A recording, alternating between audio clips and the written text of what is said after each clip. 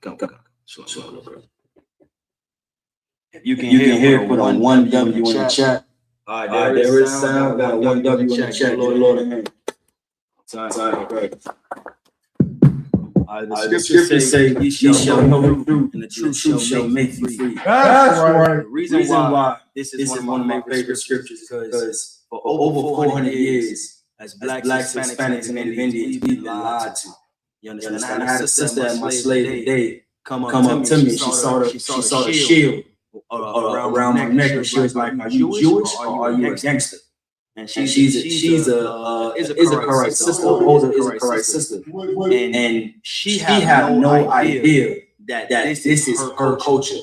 You understand? She Shalom, sis.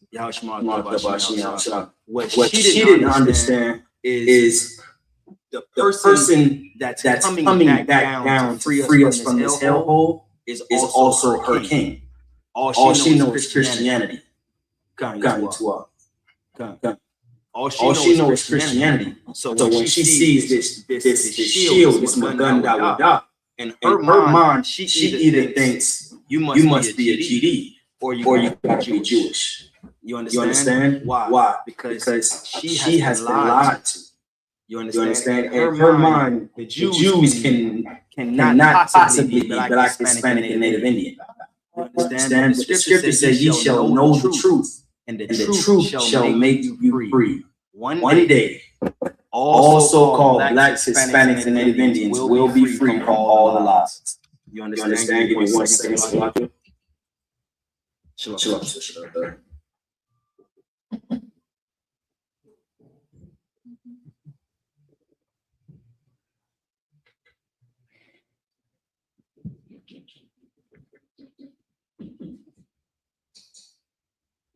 Kind of doing stuff.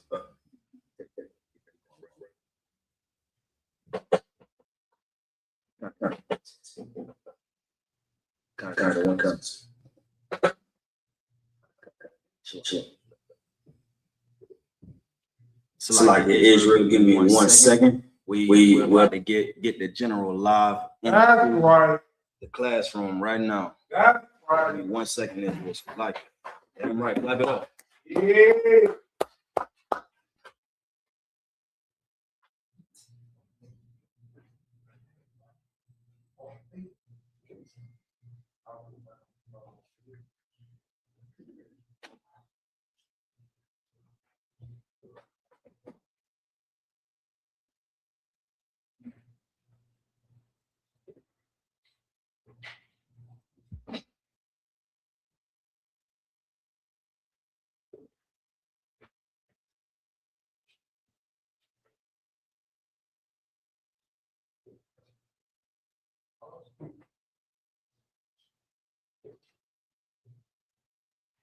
Make sure y'all like and share the class.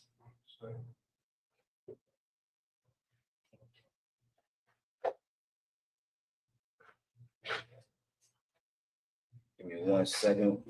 It's like Israel.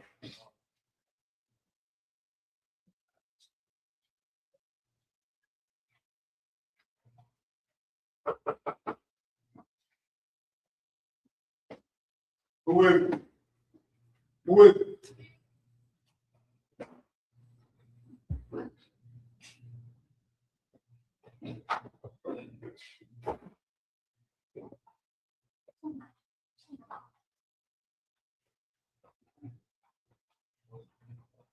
Yeah.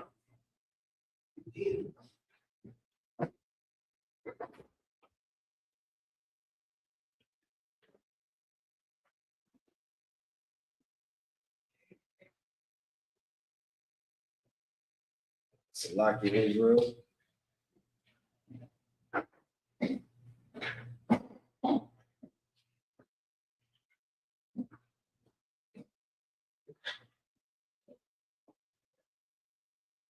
Like Israel, give me 1 second if y'all could. Trying to take care of some technical difficulties so we can get the general in the class. Give me 1 second.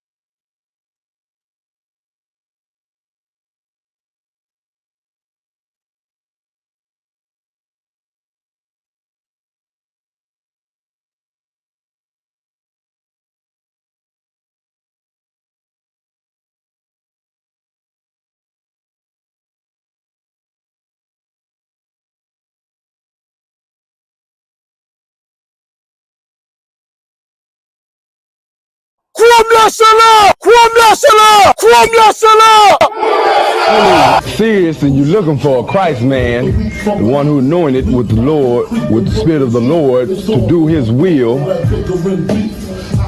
I'm that nigga.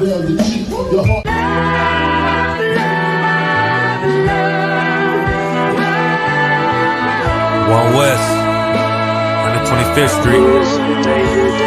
Look, y'all put your faith in presidents like they gon' change this country. Run the league and let y'all play cause y'all gon' make a money. Fuck Obama, he ain't come here on Congo. Gen.Yahanna don't like no soldiers. For the Spirit of the Lord, we don't like no soldiers. The same, black, Hispanic, native, they hate your ass the same. Hate Christ in their image, paint you as a slave. God ain't all love, scriptures say he hate African soft niggas, they know we not the same. School to prison pipeline to get you off the streets. Put you in the cell, toilet connected to the sink. Molested as a kid, she prostituted as a teen. The byproduct of Martin Luther King dream. They just took the yoke off, my nigga, we ain't free. We living bleak in these wastelands of poverty. If you don't know the truth, then the lie sound promising. Prophecy, gift and the curse. Dylan started killing, they was sitting in church. Black folk forgave him, man, this shit is absurd. You should never love your enemy, that shit ain't gon' work. Yeah, fuck dying on your knees, you better die in glory. Man, I joined the I.S.U.P.K, taught me the art of warring. I took a nigga life like mine to be recognized. I feel that pain every day, it can't be reconciled. Pops banging, my sister a prostitute. My brother got life, and somehow I still found the truth. War ready, no cowards, no excuse. Fuck reparations, you can't bandage no open wounds. Blood on the leaves, body swing hung from a noose. I was on a run in Nashville and I found the truth. I called the school, classes being held by the shock on my life. I want to be a gangster like a cop. Do this for my brothers, real brotherhood. Everything we do, we got it out this book. My nigga, I can never be no African. I.S.U.P.K the only authorized acronym. I'm passionate about my brothers and sisters. We in hell, I ain't got nothing against them. That's another religion. If it ain't under Yahanna, ain't he murdered by them and got a hug from Yahanna? That's the way out for a coward in my observation. They don't fear the Lord, they indoctrinated. Wolves in sheep clothing, Joe Osteen. Real priest bringing back black royalty. One West on my headpiece, rank and order. Can't let them trick me off the streets, I gotta raise my daughter. I got brothers at the border ducking ICE agents.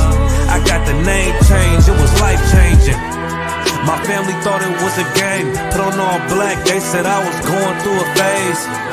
It's more of us in jail than it was slaves. Aquí somos la Escuela Israelita del Conocimiento Práctico Universal. Hoy estamos aquí. Lord Commander Gen.Yahanna, I.S.U.P.K.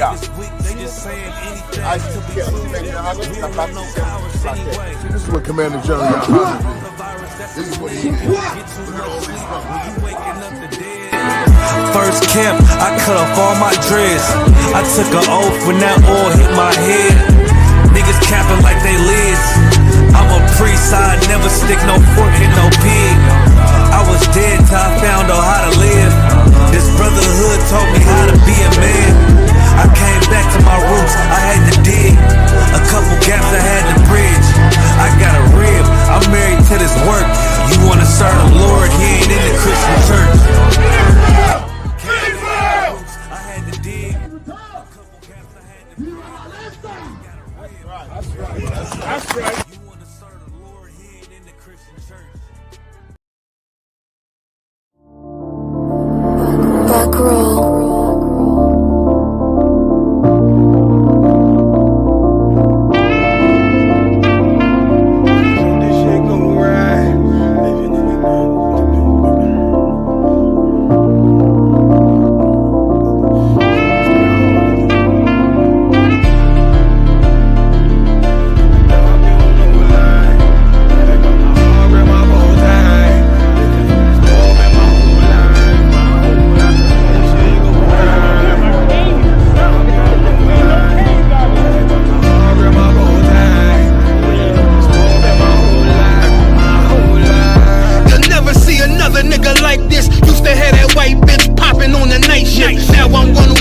Sharper than the ice pick on you rappers' necks, and it's feeling like some vice grips.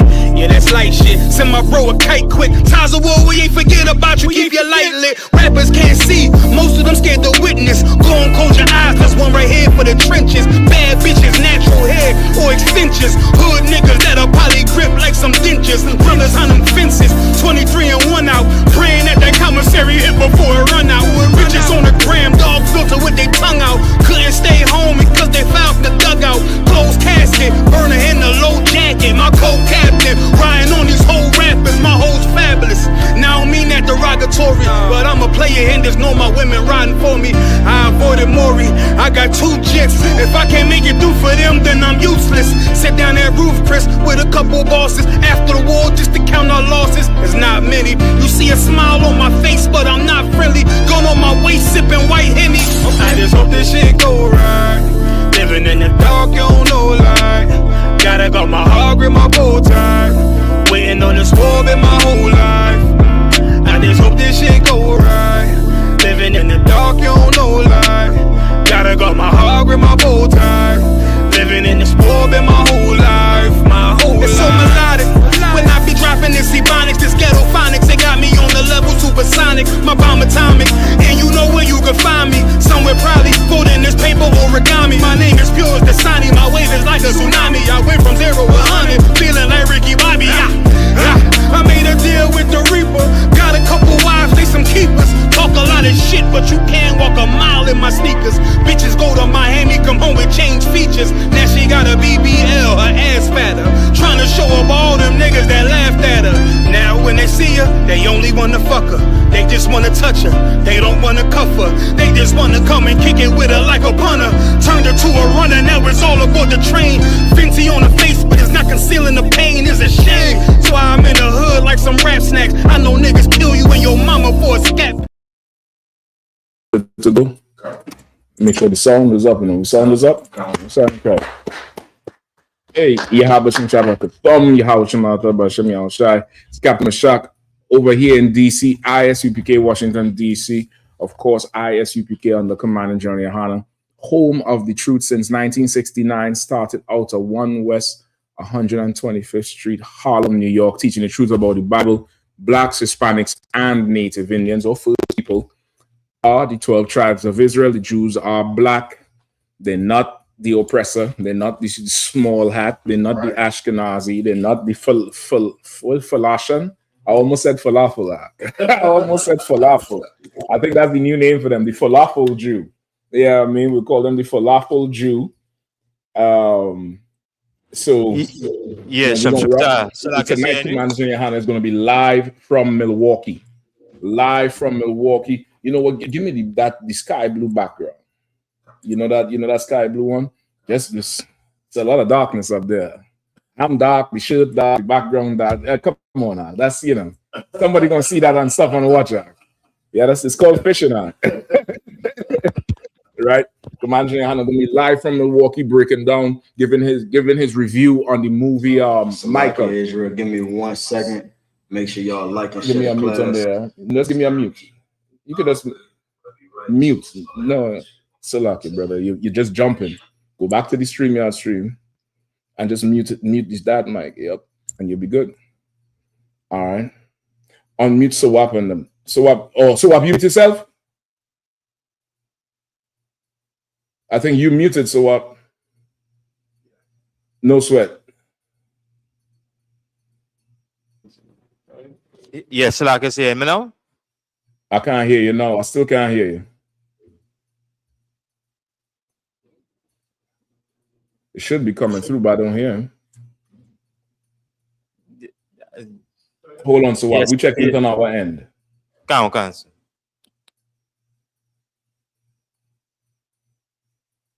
Output. That's input you're looking at. It's an output.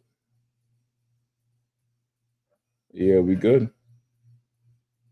So is it the because I didn't even hear the is the sound on the speaker up? Yeah. On the computer? Okay. Testing 1 2 1 2. Let me know if you all could hear me. Let me know if you all hear in Trinidad as well. All right, because I can't hear Trinidad at all. Let me know. So what? Make sure the mic is selected too. All right. Because yeah, I think we good, but I think you, because I'm not even seeing the green on yours. Yeah. Like you say, me now. Green moving. It might be our audio. It might be our output. Just play a commercial real quick. Everybody stand by for Command Gen.Yahanna. All right. As soon as he comes on, we're gonna slide over to Milwaukee. So stay tuned. All right. Just play one of them commercials. One of them.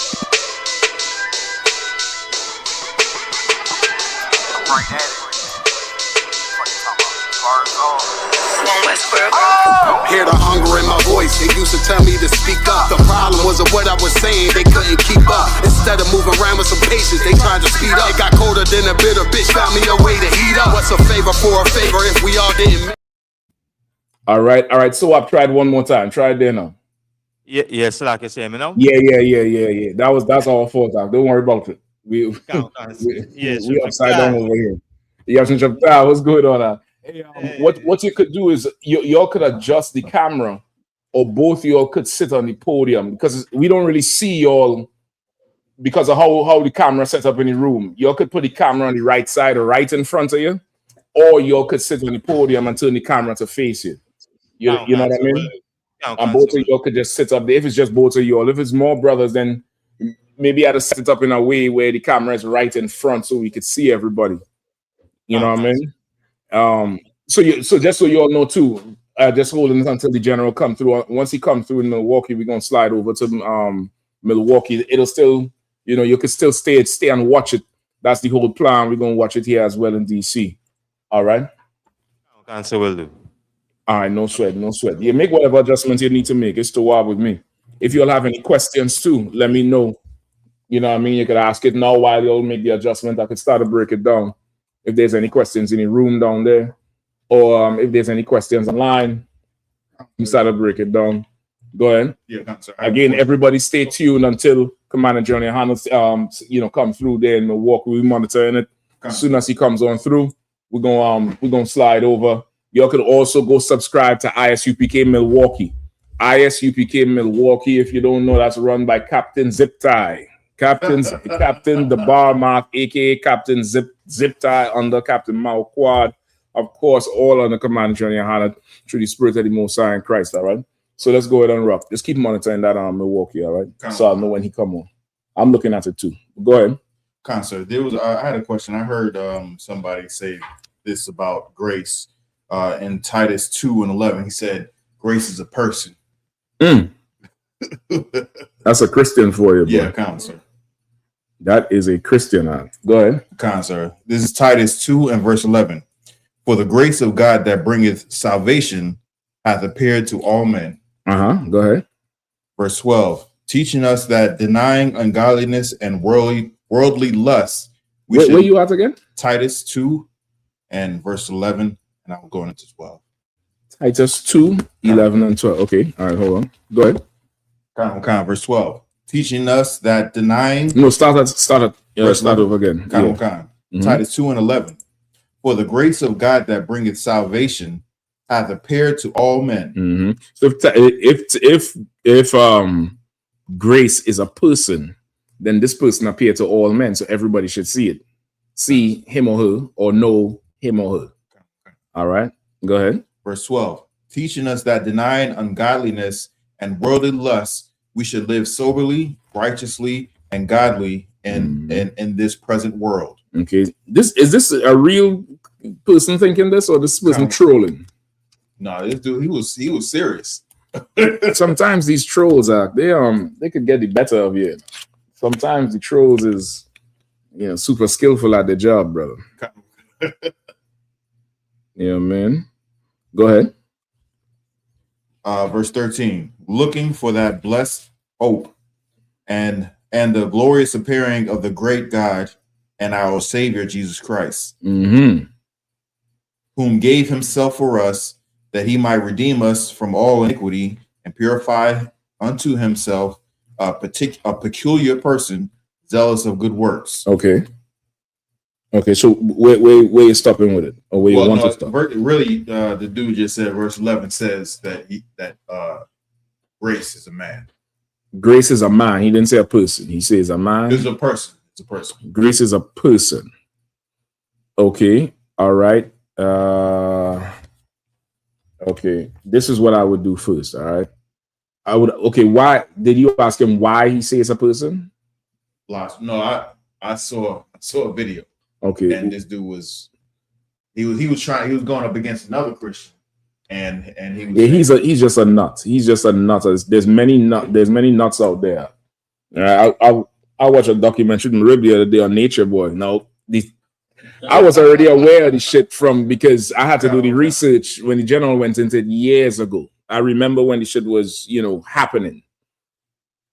She's never seen it before. And brother, it was like drinking, poison. We had to take that on the stages, brother. Like there was other shit that I didn't even know happened. You get it? But I thought I knew everything. But there's nut cases out there, absolute nut cases.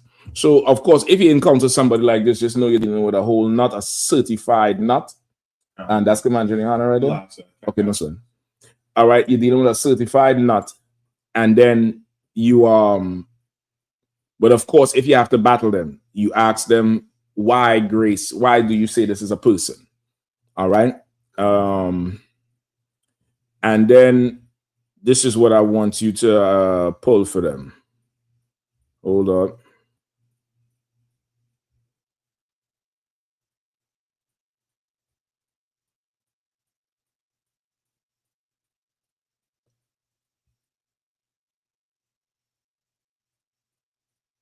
Give me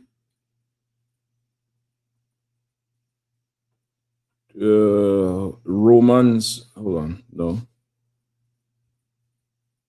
Galatians 5:22.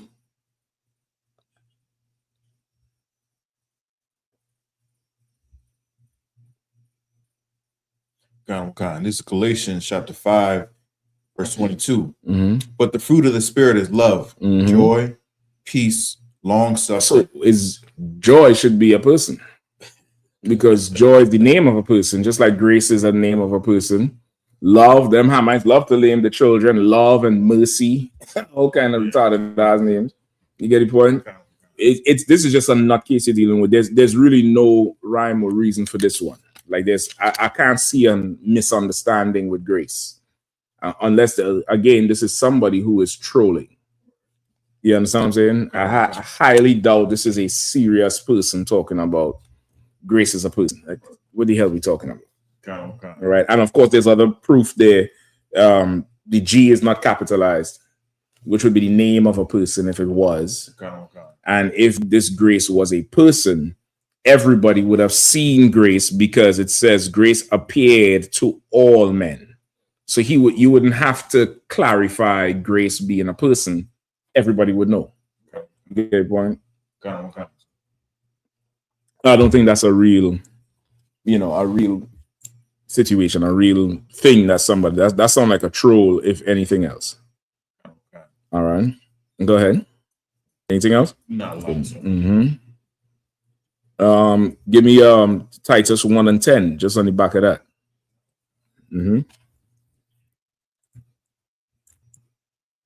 All right. Once again, we stand by for Command Gen.Yahanna. He's gonna be live from Milwaukee in just a second, doing that review on the Michael Jackson movie.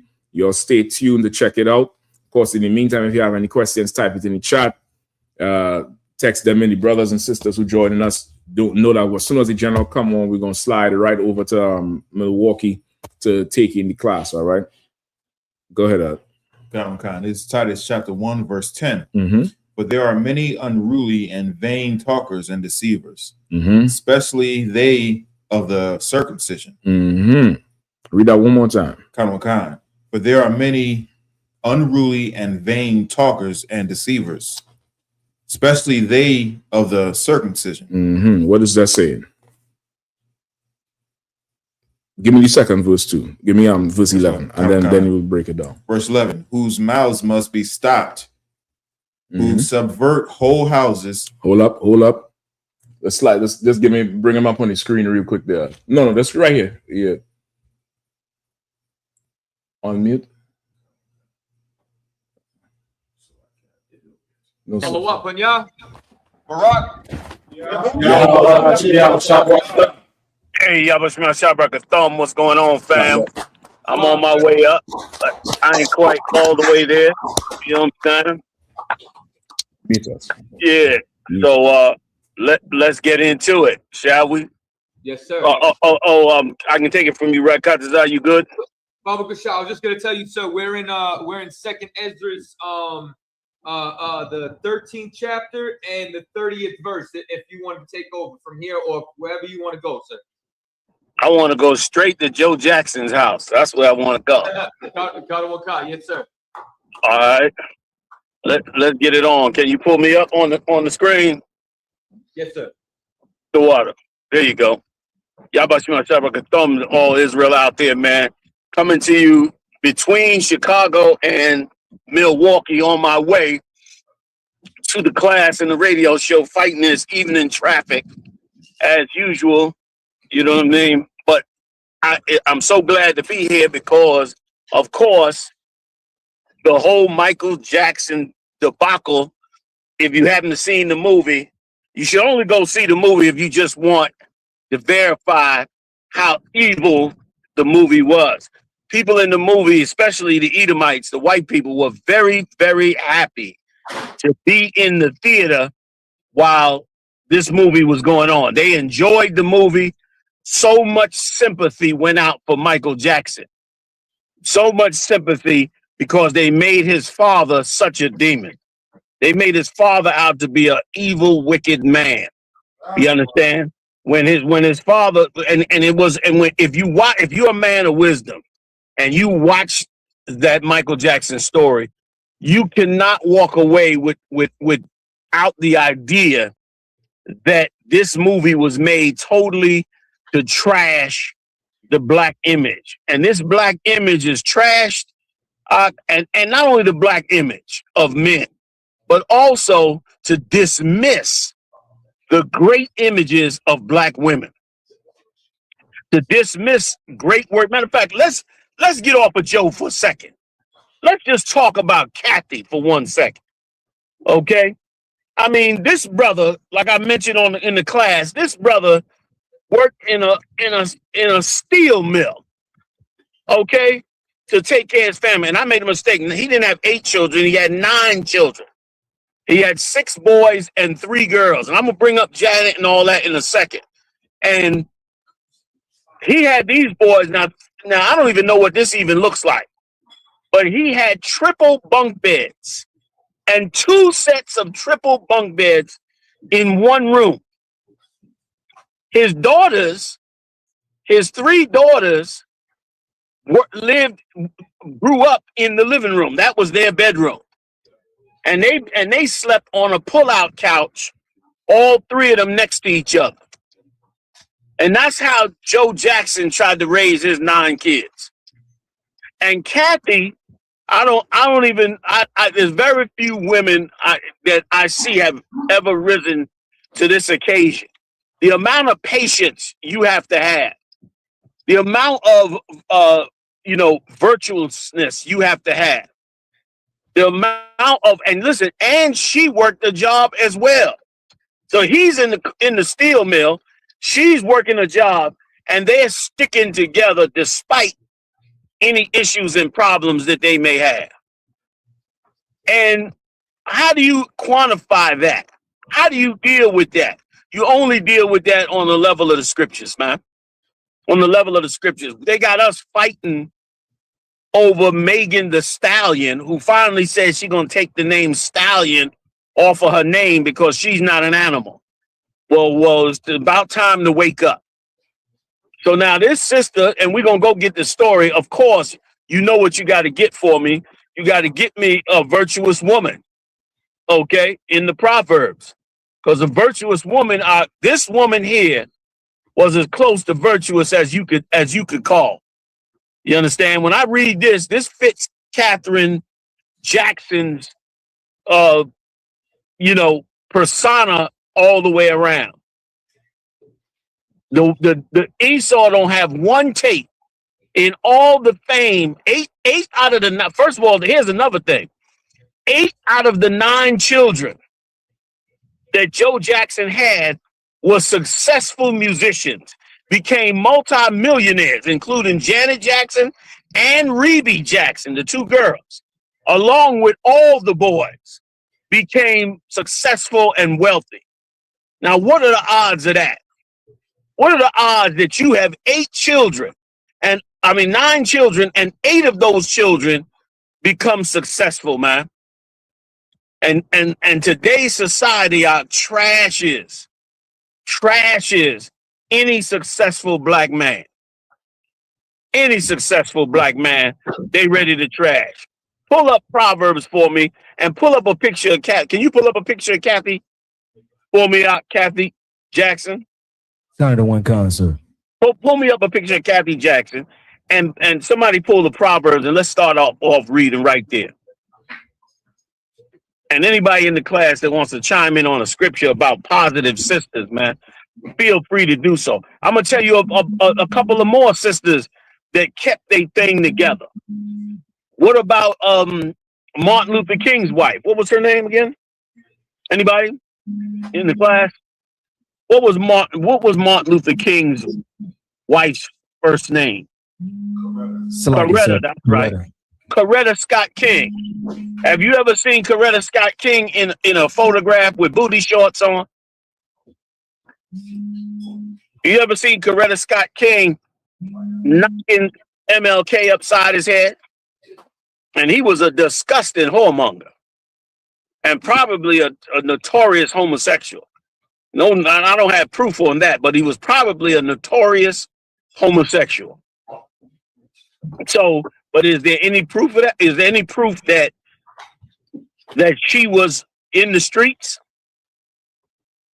She stuck with him to the day he died. All the fame, all the power, all the lies, all the lust, all that he was doing, she never broke ranks. There you go. She never broke ranks, man. Like, that was an honorable sister right there. Like, that is a sister. That's a role model.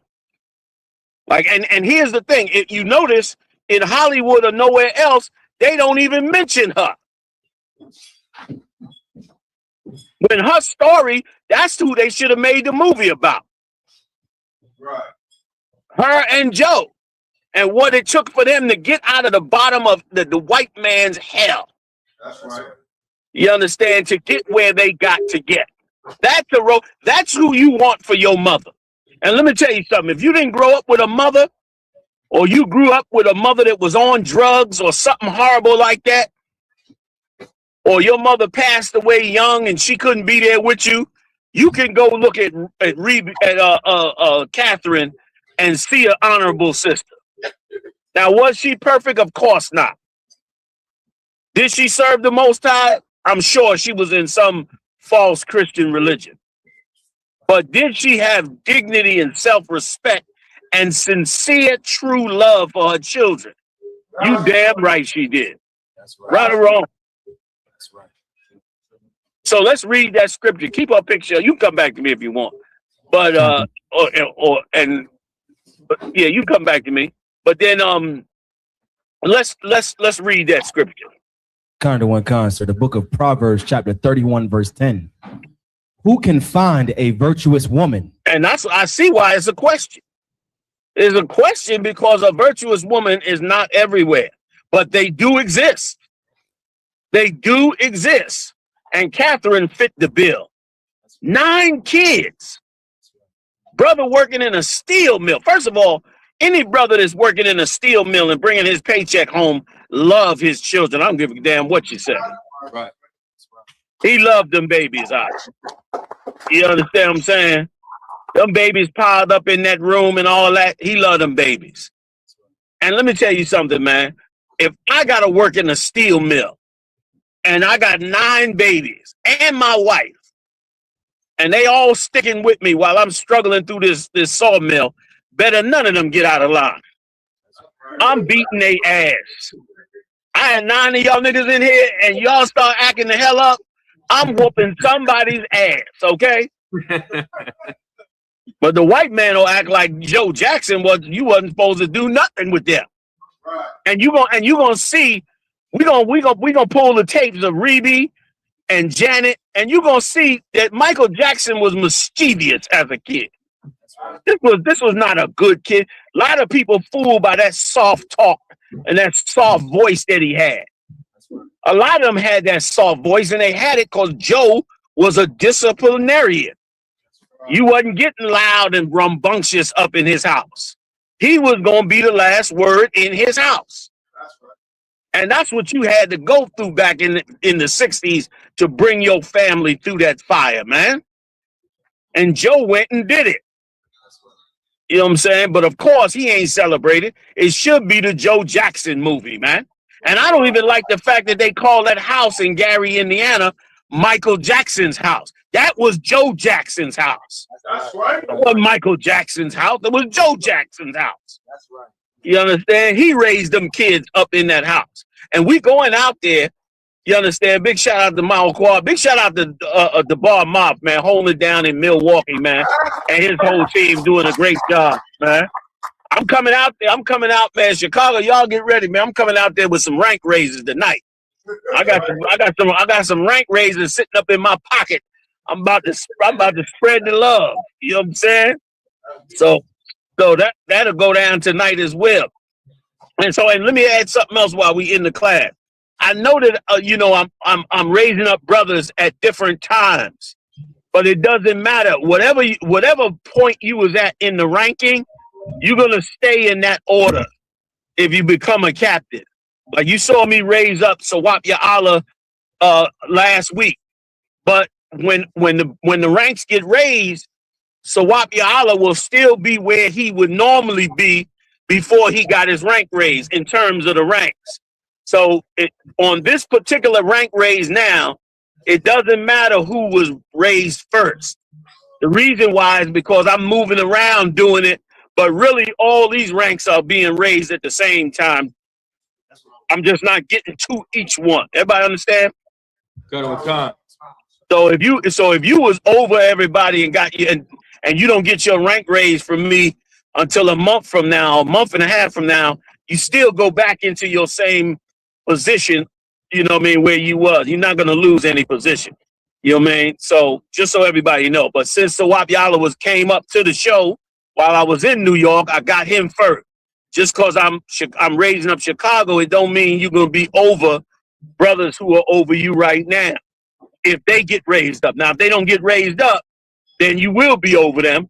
But if they get raised up the same, in a week or a month, you will not be over them if they was over you beforehand. Q is going to fill the ranks exactly how they were before your ranks got raised up.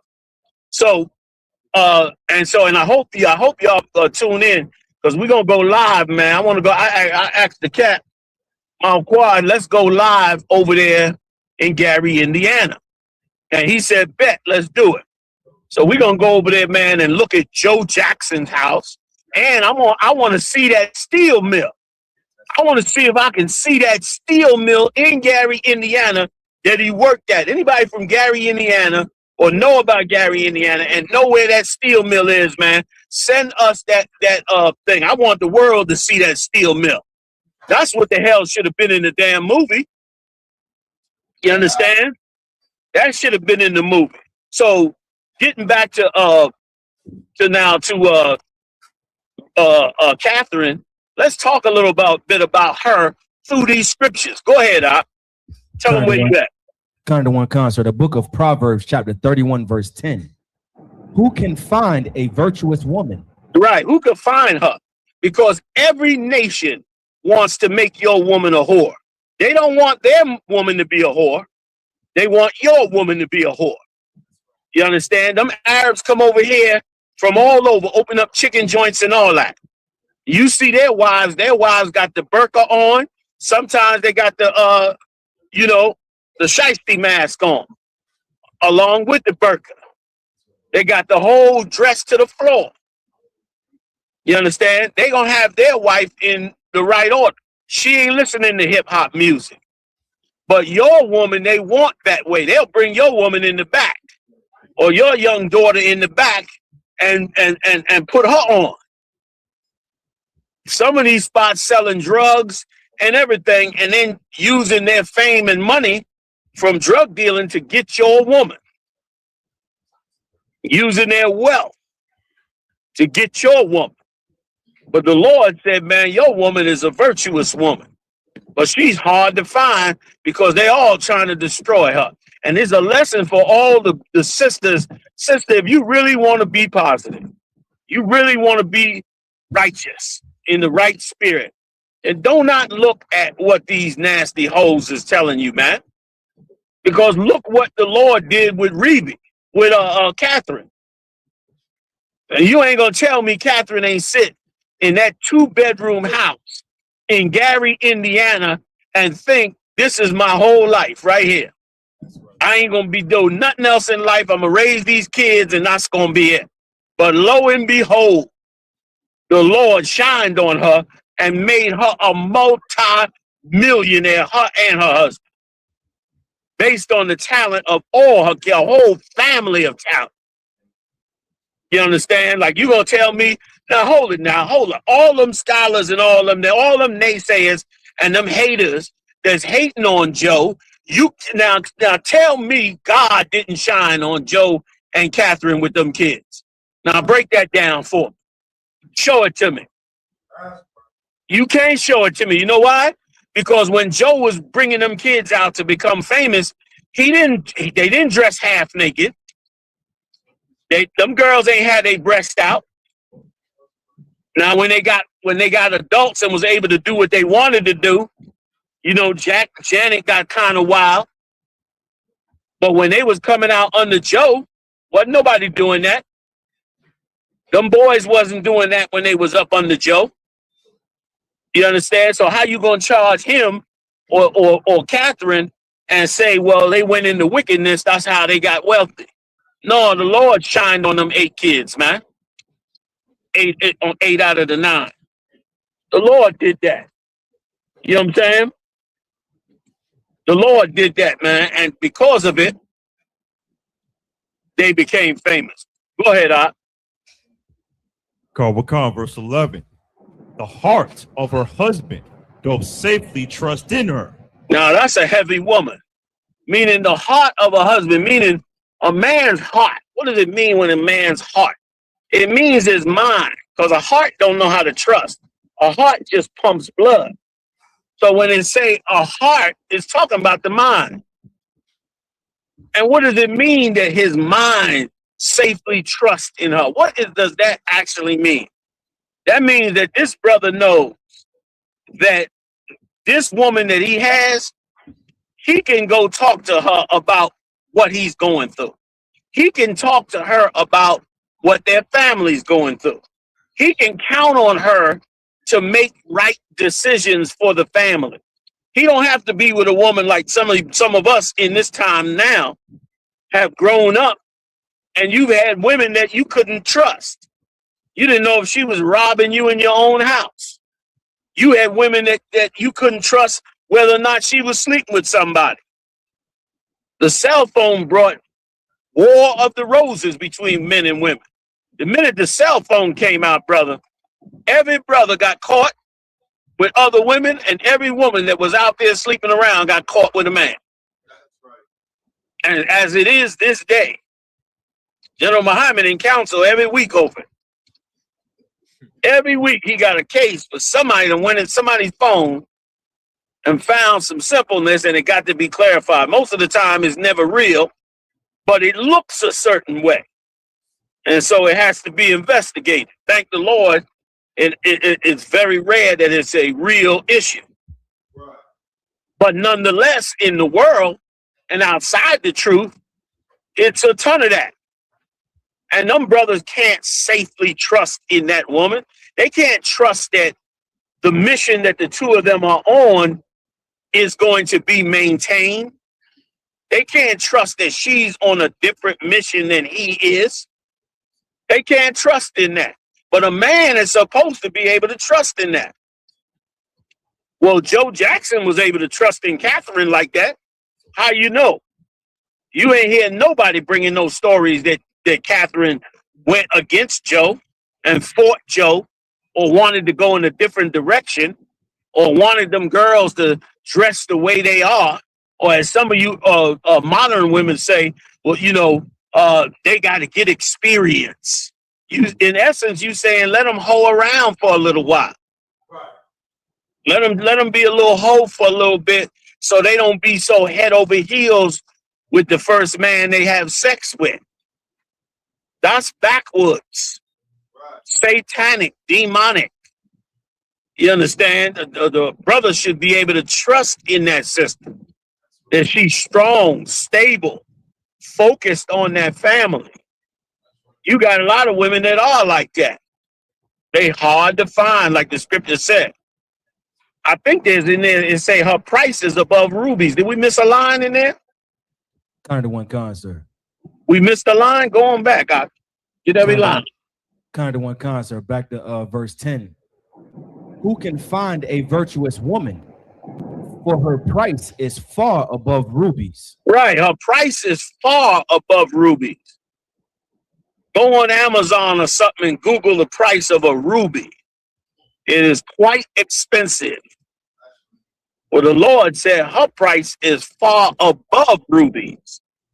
Like a woman on that level, this level we reading about is far above rubies. And let me tell you something.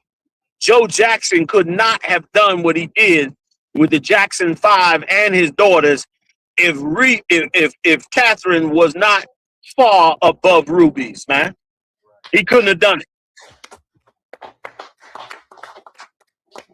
You understand? And so I say to every brother, man, out there, if you're going to get you a rib, go get Catherine Jackson.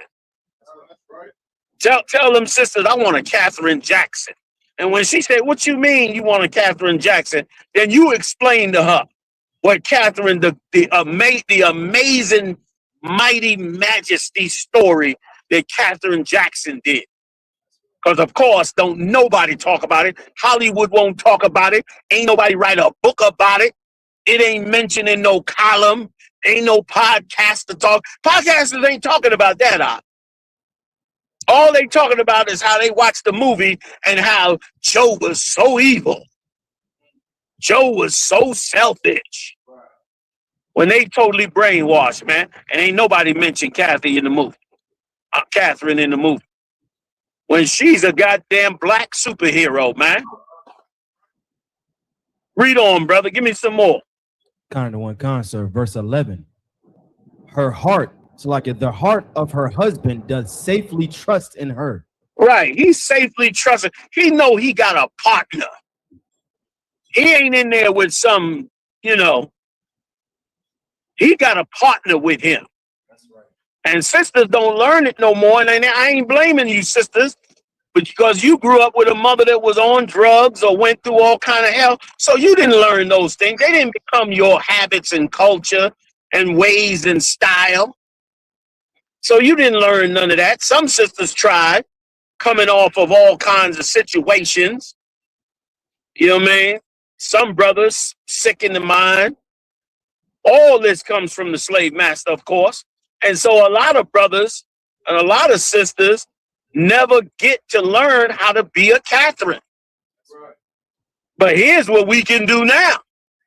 We can now take these scriptures, find out what a righteous sister is, go back and look at an example of Catherine, you understand, and doing in the best she could do, and we could bring the two together, man, and start to formulate how should relationships work. It ain't even supposed to be no schisms all in the public in relationships. Relationships ain't supposed to be all over the news and all in TV. It ain't even supposed to be that big a deal, because the relationships is supposed to be working together quietly in each person's house. You and your rib is supposed to be just towards one another, learning the things that Yahushua said, and then we get out here in these streets and handle all kinds of real problems. But instead, all you could think about is your relationship problems, because you can't make a relationship work because you ain't been taught to make a relationship work. You don't have a Kathy, or Kathy don't got a Joe. If it's a sister. You know what I'm saying? And our sisters are going to rediscover men like Joe Jackson. But give me a little more, and then I'm going to switch over, and we're going to get to Joe and all the talk and the lies and the trash That movie was pure garbage. You hear me? That movie was an abomination to black men. It was I told you over in Chicago, I had to apologize to my rib because I outburst in the damn theater. That ain't something I do. But I was so mad. We about 3/4 of the way in on the movie. I'm so mad. Joe got, you'll see if you watch the movie. Joe said, man, I'm the one that helped bring this family to where it is. And I'm hearing smirks and smirks and people sucking their teeth. And I got pissed off and said, you damn right. Then I caught myself. So, oh shit, I'm in the theater. You know what I mean? Because it was ridiculous the evil that they was portraying. You know what I'm saying? And that old faggot that played that old sodomite that played played Joe Jackson. Like he took on a real demonic spirit to play that role, a real beggarly gutter spirit to play that role. You know what I'm saying? And them boys that allowed that movie to be made just so Jermaine Jackson's son could start another gay career was the evilest thing in the world. You know what I'm saying? Like, instead of realizing that was wrong what Michael did, you understand, if you believe the movie, instead they went down the same route and became cutthroat and overthrowing each other like he was.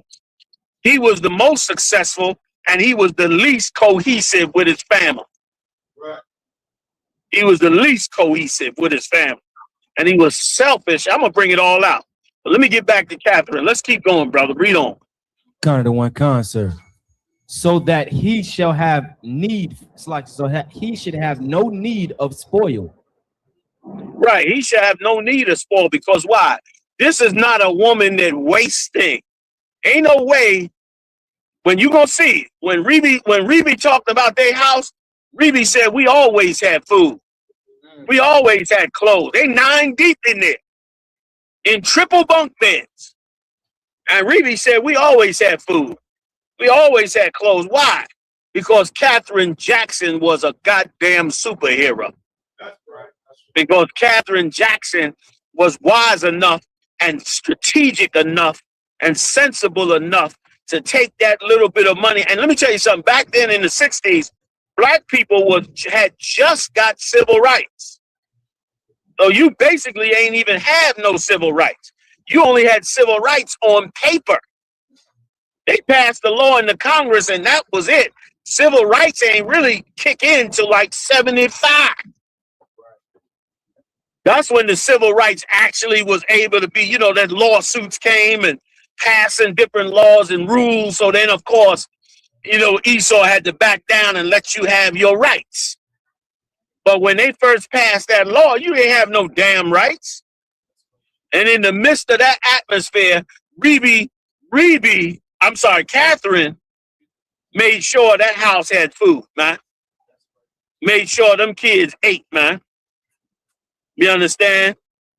Every brother and sister whose mother got destroyed in the evil of this place should be praying to the Lord, you understand, for a Catherine Jackson type person. Now, I'm not talking about her religion and all that. Like I said, I'm sure it was not as the Lord required. We were just coming out of hell. Hell, the UPK just got founded in 1969. So we had just been trying to turn the table and wake our brothers and sisters up onto how they was really. At that time, you could barely find a black church that did not have a white Jesus on the wall or a big white Jesus statue inside the church. It was the Israelite school of UPK since 1969, battering them churches to give up that thing. And we're gonna batter them churches, and they're gonna start to give up them sodomites out. They pushing them sodomites right now because that's what the government wants. But we're gonna keep the pressure on them. And they're gonna eventually have to give up those sodomites, man. Those homosexuals. You know what I'm saying? And Michael Jackson helped that as well. How you gonna come out of a black family in Gary, Indiana, 9 children deep, and you're going to grow up and turn yourself into a white transvestite. And then talk about you was abused. I'd have beat his ass too. Probably ain't beat him enough. You understand? And if you believe Stephanie Mills said he always had a proclivity to try to go towards that white world. You know, Stephanie Mills was you know, she used to date Michael Jackson. And Stephanie Mills was all black. And she saw Michael Jackson going towards that white world. She had to break her own way off and set her own career because she knew she wasn't going down that route. That they was inviting him to them freak parties and all that nasty shit, all that Epstein bullshit. And she wasn't with none of that. He would try to take her to parties. She said, "No, I'm not doing that. You got to go by yourself because I can't go do that." And eventually he saw that she wasn't going to get all up into that world he was getting into, and she went another way. And he shamed the hell out of his father, his brothers, and the entire black community.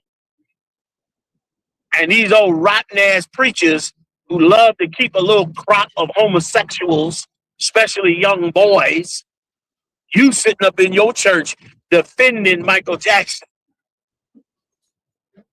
Al Sharpton got up in his funeral and said, "You ain't strange." That's what Al Sharpton said. "You old traitor, sellout nigga." That's right. A real gutter nigga. This nigga that went out and sung all over the world. Now listen, Michael Jackson was talented.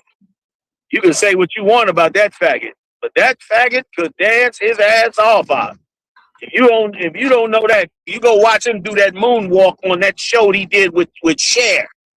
He got on that show with Cher, did that robot moonwalk, brother. It was insane. It was next level. I ain't taking his talent from him. I will never take his talent from Michael Jackson. But I will talk about the truth. And the truth of the matter is he was selfish and cared nothing. And let me tell you something. If black people cared about what black people thought, black people would stop doing half the evil that they do in this world. That's right. Like if you were accountable like other nations are, you accountable to your nation and to your people, then there's certain things you are not going to be able to do because they're not going to have it and they're going to shut it down, which is why also a musician should never be able to cross over. If you're a musician, it's a shame that you got to cross over. All the producers say, "Well, that's where the big money is. That's where the big money is."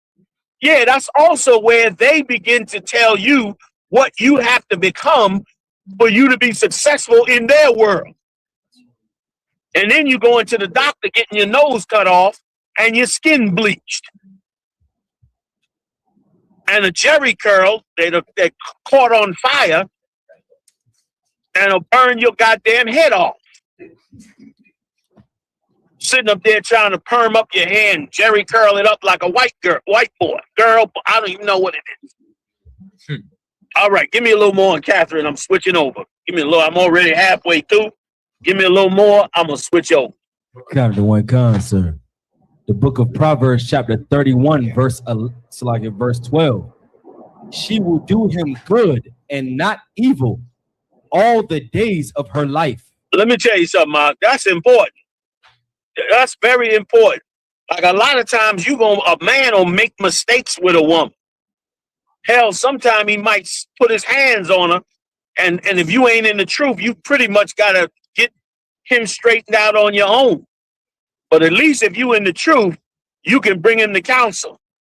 And let me tell you something, Mark, I'm getting zero tolerance, man. I'm getting real low with my tolerance for brothers putting their hands on women. I'm going to own your goddamn rank, man. You think you're going to come into UPK and be beating up sisters in here that come to the Lord? You better have a damn good, you better catch up with them there in adultery. If you're going to come back and tell me you don't put your hands on a sister. Because if you put your hands on a sister, it means that you don't have no ability. to handle the situation. You don't have no wisdom to go get counsel. We got the best counselors in the world in the UPK. You understand?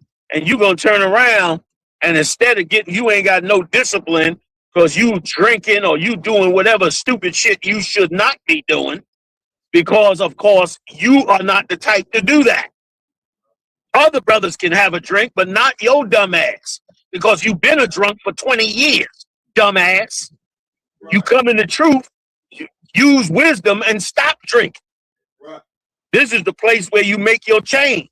And then you think you're going to come up in here and drag that dumb ghetto shit up in the UPK. I'm going to own your rank. I'm going to own it. I'm tell you right now. Deal with these sisters just and right.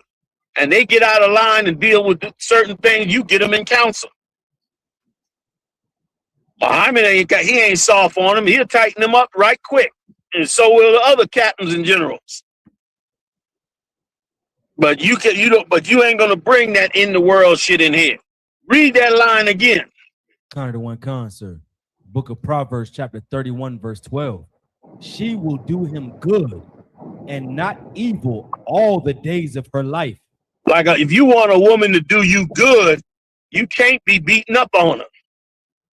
How she gonna want revenge instead of good? She gonna want revenge on you. You playing games with a lying, scheming, and doing all kind of evil shit. You understand? Instead of dealing with her right according to the scriptures. And vice versa, especially for you sisters. I'm not saying this to let you off no hook. Because some of you sisters is diabolical. Some of you sisters, I'm convinced that you was raised by wolves. I'm convinced. Some of you sisters, I tried to put it out my brain, but I'm convinced that chimps or something, wolves, something raised you other than two goddamn human beings. Because you just don't know how to be nothing but a slimy animal. You understand? But a brother still shouldn't put his hands on you, and especially in this climate, because you are way more valuable in the truth than to get locked up and get a felony or some other silly shit. You understand? Because of some woman and her stupidity or your stupidity. Like you're gonna eventually have to get past that to do this work of the Lord. You eventually have to rise above that. Every brother has to rise above that when you came out the world. You understand? So that sister, you understand, is a sister that brother doesn't have to fear over. Read it one more time and I'm gonna move on. Kind of one con, sir. She will do him good and not evil all the days of her life. Right. All the days of her life, she looks at this man like her partner, man.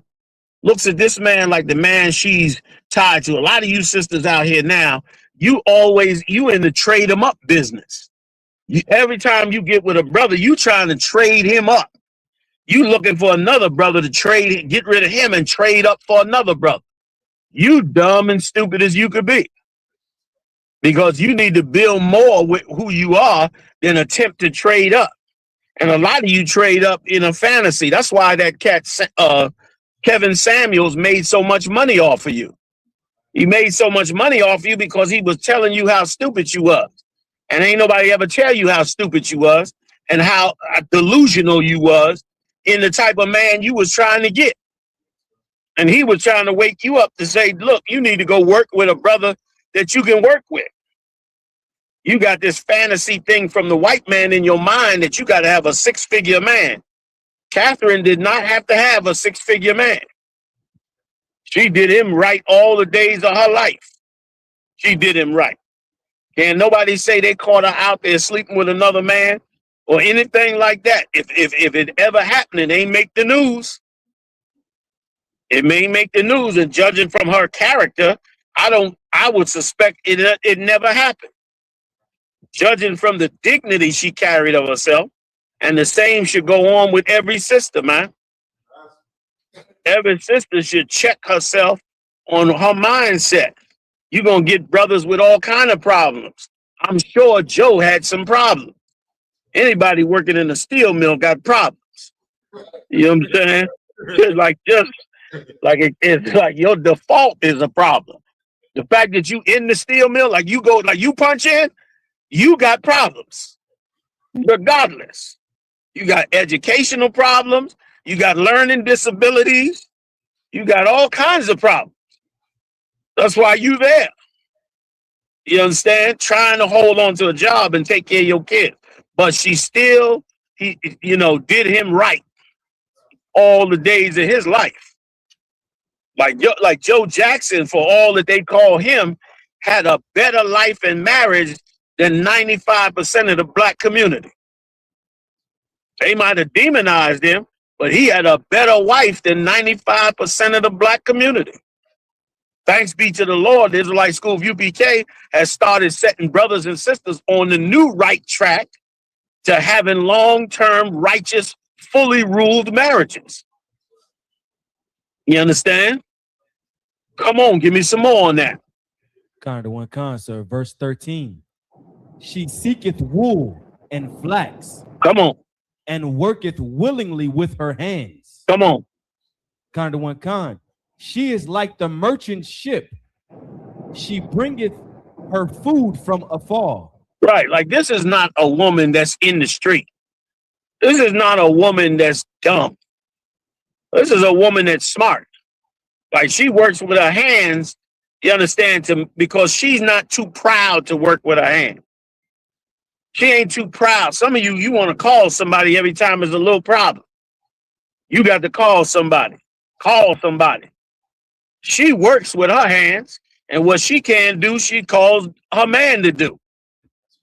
And then if it's more than he can do, then he calls somebody. This is what a woman on that level operates like. And every brother, if you don't strive for that, then you shortening yourself, because that's in her was in Abraham's wife Sarah. That was what was in Sarah. So don't tell me that's not in the black woman.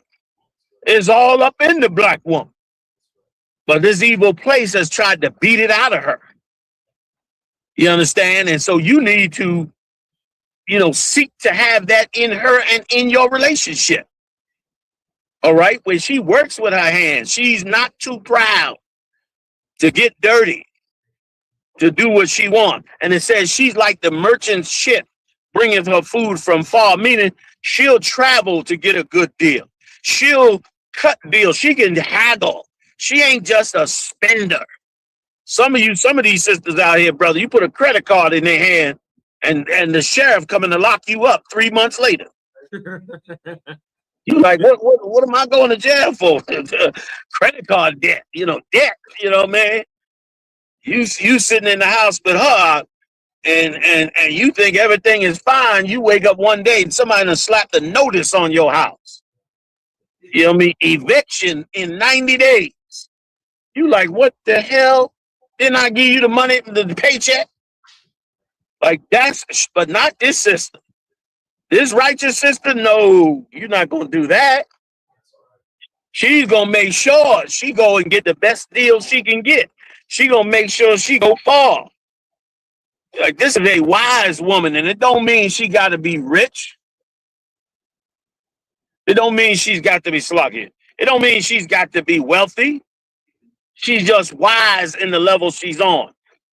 And Catherine was wise like that. Huh?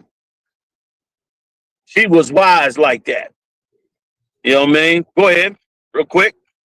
I know I'm running long on the time. I'm a little long-winded. Go ahead. The book of Proverbs, chapter 31, verse 15.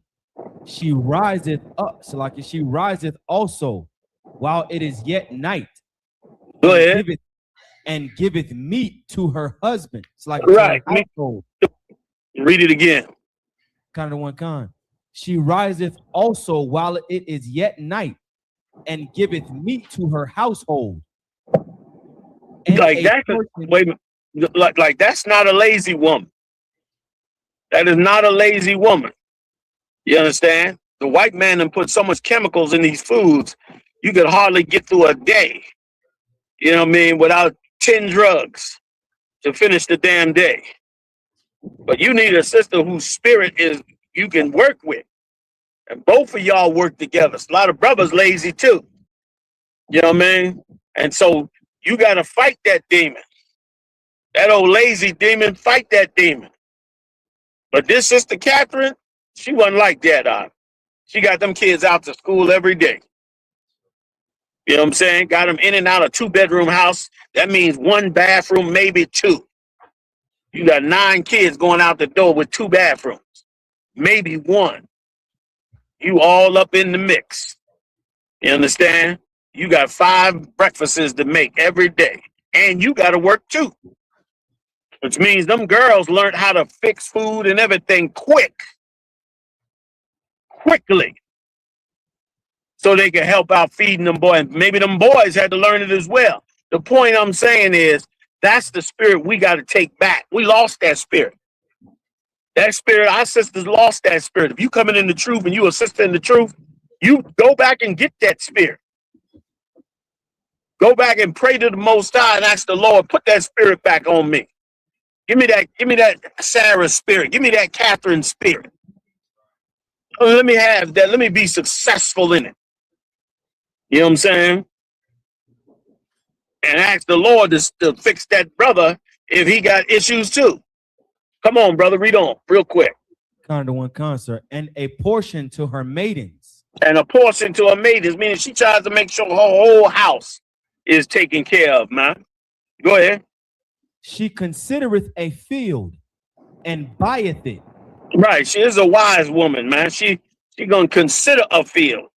Meaning she's going, this is a career woman. Like back then, she had to go buy a field. That was the way you prospered. The more field you had, the more cattle you had, or the more vegetables you could grow. So this is she's a career woman the right way. You understand? You a sister, you understand, and you working in McDonald's, you know McDonald's ain't got no real money. So what do? You consider a field. What's another field that they got out here? A field of work. You know, like a field of what you do. You go back to school. You go back and get that degree. Like you ain't gonna buy no land now too much. Sometimes you might do that. But mainly is what you want to do is you want to go back to school, get your degree, and get you some more money. You want to, that's what a wise woman does. She goes back and gets a degree and gets more money. Catherine didn't have to do it because Job had them kids bring millions into the house. You understand? But today, you understand, and if you a brother in the truth, don't be jealous of your woman. Your woman got more degrees than you. You got the degree of the Most High. Stop being so weak-minded and the way you got to be scared that your woman got a powerful degree. She used bigger words than you. Bring yourself up to speed. Don't be afraid to say, hey, what that word mean? I don't understand that. Let her explain it to you. You know what I mean? And then you hold on to it, and you know it. Now you ain't stumped by it. And you sisters that get a degree, you better not, don't be shaming your husband. Some of you get a degree and you want to act like he's lesser a man. And all this nonsense about you making more. He got to make at least as much money as me. You's a dumb bitch. You's a dumb bitch. Joe Jackson worked in a steel mill, man. You big dummy. You understand? Malcolm X's wife didn't have a degree. What was her name? I forget her name. Mrs. Shabazz. Betty, was it? No. Might have been Betty. Anybody know, let me know. Like, yeah, go ahead. Betty Shabazz. Betty Shabazz? Speak up, Bob. Speak up. Go on, speak up. Kind of one concert. Her name was Betty Shabazz. Thank you. The water. Betty Shabazz. You understand? Like, come on, man. She didn't have no degree, but she stuck with Malcolm. Stuck with him through all thick and thin with them babies in that house. The Muslims shooting up the goddamn house. Betty stuck with him. She didn't run off. And once he got killed, she didn't run back and go get one of them niggas in that same mosque. She didn't do that. That's right. You understand? So it wasn't just Catherine. It was almost every black leader. Hold it now. Damn near every black leader had a woman that knew how to carry herself. I'm sure every last one wasn't perfect. I'm sure a few of them knew how to carry themselves, but was a hoe. Some of them in there. But they rode down with that man. That's right. Catherine did the same.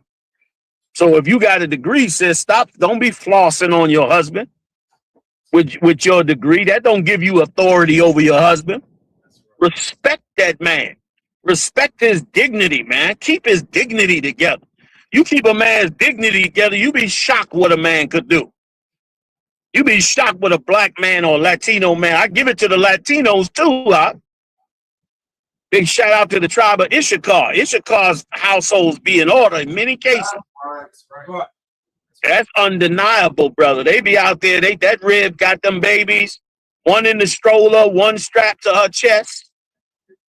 You understand? Rolling with that brother. And meanwhile, he a landscaper. Even though today landscapers make money. But he a landscaper. She riding out with it. You understand? You got to be the same, man. You sisters got to be the same. Find a brother and ride out with it. And that's why you don't need to pick a brother that quick. Don't be picking no brother so fast, because you picking a brother too fast, you hot in the ass, you run and go get a brother too fast, now you in trouble. You thought you got a fresh, strong Hebrew Israelite. This nigga been on drugs 20 years. Just got in here, officer 50. We trying to clean his ass up now for you. You went jump down on the nigga head. Now you got a world of trouble. Take your time. Pick him right.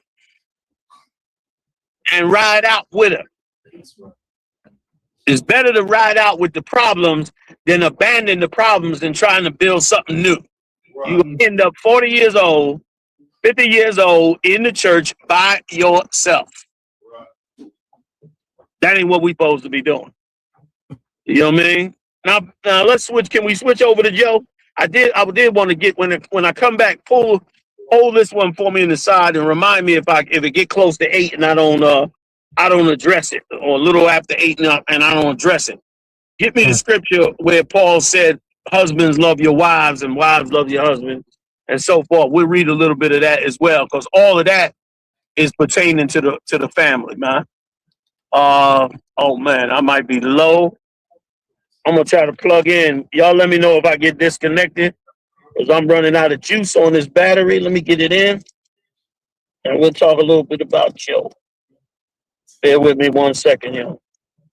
Any questions so far? What we talking about? Any questions online? Everybody good? Is that you? I thought that was you, Cat. All right.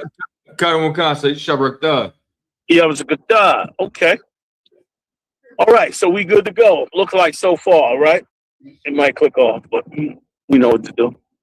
I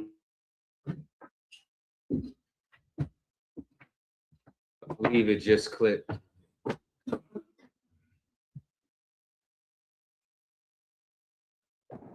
Can you see me? Can you see me? Did y'all lose me just now? Costa, you went out for a second, but you're back. Oh, yeah? Yes, sir. You're back, though. Okay, but I might be going out every now and then. We'll see. Anyway, let's get back to Joe now. All right? Sir. This is not good. Okay. Sorry about that, y'all. All right. So Joe was depicted in there like he was the evilest thing in the world. Did y'all lose me again just now? We got you solid, sir. Okay, beautiful. Now wait a minute. Let's get back. Let's go to the stories. Let's go to the videos. You holding a couple of videos. So let's go. So let's go to the videos and bring those out, just in case you might lose me on this. I'm almost to y'all too, but I'm fighting with the juice right now. Got to grab it. I got to carry a battery pack with me. So anyway, can we get Reby first? The one with Reby Jackson. Let's play that interview with Reby. This way I can let this charge. Let me just say this. Listen, can y'all hear me? Yes, sir. All right. Listen closely to everything that Reby says concerning Michael Jackson. She gonna show you he was devious. She even had to beat his ass.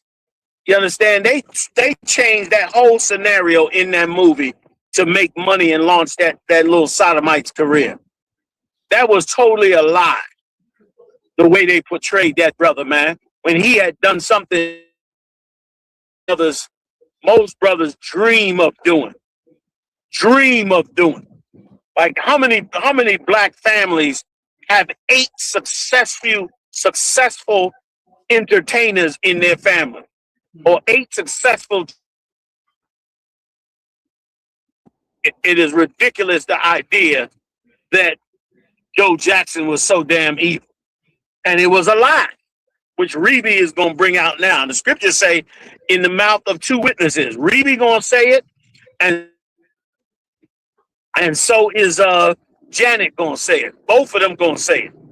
So let's start with Janet if we can, y'all. And if you lose me, I'll be right back. Just charging up. Kind of one so I have an interview with Reby Jackson right here, sir.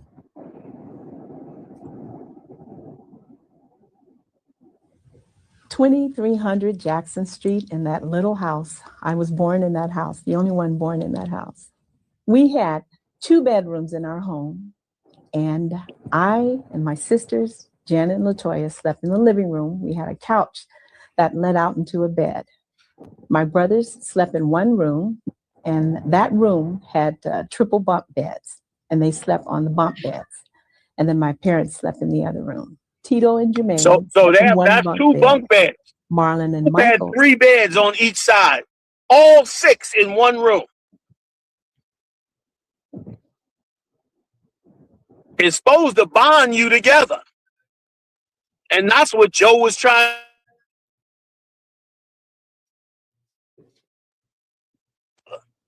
Not make you hate each other. Go ahead, Op. Slept in a bunk bed together that they shared. And then Jackie slept in one. And then, of course, when Randy came along, he shared it with Jackie. We slept in the living room, the girls did.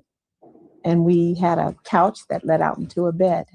And we shared the bed. Janet used to sleep literally on my stomach when she was born. When you live in an area such as the area that we came from, you really don't think about that. I mean, poor, that was a way of life. We had plenty of food to eat, and we had clothes, went to school. We were like all the other kids in the area. You hear that? That's Catherine you hearing right there, y'all. That's Catherine you hearing. You understand? Raised them kids up, fed them kids. You understand? These old nasty things are on the bad bitch. Bitch, please. Please. You know what I mean? That's a bad bitch right there. That Catherine was on that game. Go ahead.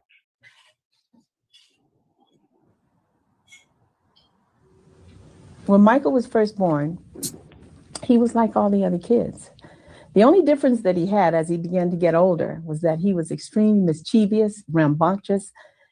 He would do little things to annoy you, or for example, when he would get in trouble, he'd run from my mom if she wanted to chastise him, and he'd run up under the bed and hang on to the springs, and they couldn't get him out. You see that? Brothers, they tried. You see that? He had a demon on him. From young, he had a demon on him. From that demon was on him, and she was trying to beat his ass to get him right. And not just a bad kid, a mischievous cat. And remember, she ain't saying the other brothers were. He's the one that had the demon on him, man. Go ahead. But they couldn't do it. So she just said, leave him alone. Wait till later. He'll come out sooner or later. He used to always make funny faces. If everybody was down or whatever, he'd walk in the kitchen and buck his eyes or whatever, and do something really crazy to make you laugh. He was just fun. He would always do funny things. Anything for a laugh. Anything for a laugh. And I remember in particular one time when I was at my mom's house, LaToya was always very persnickety about the way she kept her room. She had this beautiful, I think it was a white satin bedspread that she had just gotten on her bed. And Michael had went to some kind of shop where you buy these little gadgets, tricks, and he took some invisible ink and he spread it all over the bedspread, squirted it all over, and then he had her to come in and look at it. She was livid. She got so upset. She didn't know, she knew something had happened and she knew probably it was him, and she thought it wouldn't come out. And she had a living fit. Crazy, crazy, crazy, crazy around the house. Everything for a laugh, anything to make people have fun. My first time ever performing with the family. And listen, hold up a second. That wasn't to have fun. That was to torture that girl. Like, she putting a nice spin on it, but the truth of the is he was devious, man, in an evil way. Like, he took that spread and put that ink on it just so he could hurt his sister. Like, that's the spirit that was on him. That was different from everybody else's spirit. Rebe making nice. She getting ready to tell another story. You understand? Can y'all hear me? Come. Right. She getting ready to tell another story of how he was devious in another situation. You understand? While they were performing. Like, this cat wasn't no noble cat like they try to, innocent and just a sweet, nice kid that liked the animals. Damn that, this cat was rebellious and devious and created all kind of madness and broke from the family, you understand, to bring worldwide Itism in because he wanted part of the white world so bad. He wanted it so bad he was willing to leave his blackness, his identity, his culture, everything, to leave it all so he can get a piece of Esau's world. And that is not nothing great. There's nothing great about that. Go ahead. Was when they had the family show and they traveled all across the United States. And I did this song and dance routine with Marlon and Michael. I did the lead and they accompanied me in the dance. And I was on stage dancing, doing my thing. And they, came in and accompanied me and they were dancing around me in a circle. And they had me scared to death. He said, Rebe, don't look down. There's a roach crawling up your leg. And I started screaming right while I was performing. And he started laughing. Crazy stuff like that. While you're on stage in front of an audience, this goes on. Once again, that ain't just for a laugh. That's to hurt the people you working with. Like, there's a young girl trying to get her career on, and you stage, you understand, trying to break her spirit, you understand, or throw her off her game. That ain't for fun. You know what I mean? That don't for Rebe's making nice of it. But that ain't for fun. That's to stop her career from going where she could go because he had himself on his mind. Because he was thinking about himself being ahead. Go ahead. I remember Michael getting chastised with the rest of my brothers by my father. And he was very strict. He was a strong disciplinarian. And he did not play. And I'm sure he was afraid of that. I mean, he was always getting into trouble. So when he got into trouble, the next thing was the chastisement that would come after it. So, yeah, I remember that very well. Wait, pause that. Now, pause that. Hold up now. Now, Rebe was there, right or wrong? Right or wrong, y'all? Y'all still there? Sir. So, Rebe was there, was she not? Kind of one count. She was there. And she said, Michael was always getting into trouble. And so when it came to the chastisement, aka the ass whooping for doing what you're supposed to be doing, then it became an issue. And these producers, including his brother, you understand, who produced that movie, used and it's such a evil thing. Like he does evil things, and then he get beat by his father for it, and then his father get blamed for beating him. Like that's why, man, you come into this truth out. Use wisdom, man. Use give you a great brain to work with. Don't be fooled by just the propaganda. Reeby just told the truth. That this cat used to get into all kind of stuff. He was always getting into trouble. And then came the beatings from his father. And she said, that right there exonerates Joe Jackson, man. Whom they trying to trash. Which, listen, I don't have a dog in the show with Joe. I ain't related to the Jacksons. Right. But I am related to the black man. That I am related to. And the black man shouldn't be trashed for no reason. Our character, man, as black men must be upheld. Because it's obvious this white man will produce a movie in a heartbeat that will make your father look like garbage. Look at he loved to play the interview where he got rambunctious with the reporter because the reporter was doing something evil to his 14-year-old daughter. Was trying to break her spirit away from being stop the interview and correct the man. And there was plenty of brothers like that. They trashed Beyonce's father after a while. And he did the same with her that the Jackson did with his. They trashed what's this ball player that got his son in there with him now? It's all famous, everybody know him. I ain't into sports, so that's why I can't remember his name. LeBron James. LeBron James. They hate LeBron James for bringing it into the basketball thing. When I thought fathers is what we wanted. I thought fathers taking care of sons is what was supposed to be good and right. Let me tell you something, man. If you're a good father, white America hates you if your child becomes successful or you become successful and you got the image of a good father. They hate it. They desperate to get some dirt on you and trash you. And once again, if they can trash you, it trashes every black man. A black man is fighting we've been fighting 400 years to get authority over our households and over our nation. You understand? And because of it, it's to tear you back down. You understand? So let's go on back to Reeby right quick.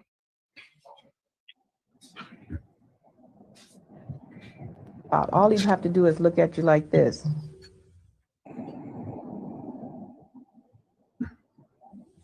Growing up, we were very close. I mean, all of us were close. And the thing I always think about or think in terms of with my brother is that as a kid, my mom had to work. And that meant that for those that were at home, they had to have a babysitter. And I was in school. So there were times when I had to walk my brother to my grandmother's house before I went to school. And she would babysit him and then I would go to school. He would perform and do the moves and routine that everyone else was doing. But then all of a sudden, he would add a little bit of something in there different, catch you off guard. And that happened a lot of times when he had to perform before people, too. And that was him feeling what he was doing. And I noticed that. And then not only that, just him getting into his routines and studying on his routines and trying to perfect what he was doing. I noticed that it came very easy for him because he loved it so much. And that's when I started noticing, and I'm sure everyone else did, how that there was a little bit of a difference, quite a bit of a difference, I should say, with his performing in the others. He was always tap dancing all over the house. He would, you know what he would do? He would put on roller skates and skate around. This is so dangerous. Skate around the swimming pool to see how close he could come to it without going in. He would dance as he was doing it, and tap dancing too. Ain't no question that boy was talented. You think he would appreciate what he got from both his father and the black community. But he was selfish and rebellious and had a demon on him. Go ahead. Money that they would gather together from performing in the local area, he would take his money and save it, and Marlon would spend his. And then Michael saved so much of his money, he wanted to have his own little candy store. So he'd go down to the corner store, he bought candy, and he sold it at the house, or he called himself selling it. But I have to tell you, something that was really funny about it is Marlon would sneak and eat his candy when he wasn't watching. He was upset, he'd cry and chew him out about doing it. That candy store meant everything to him.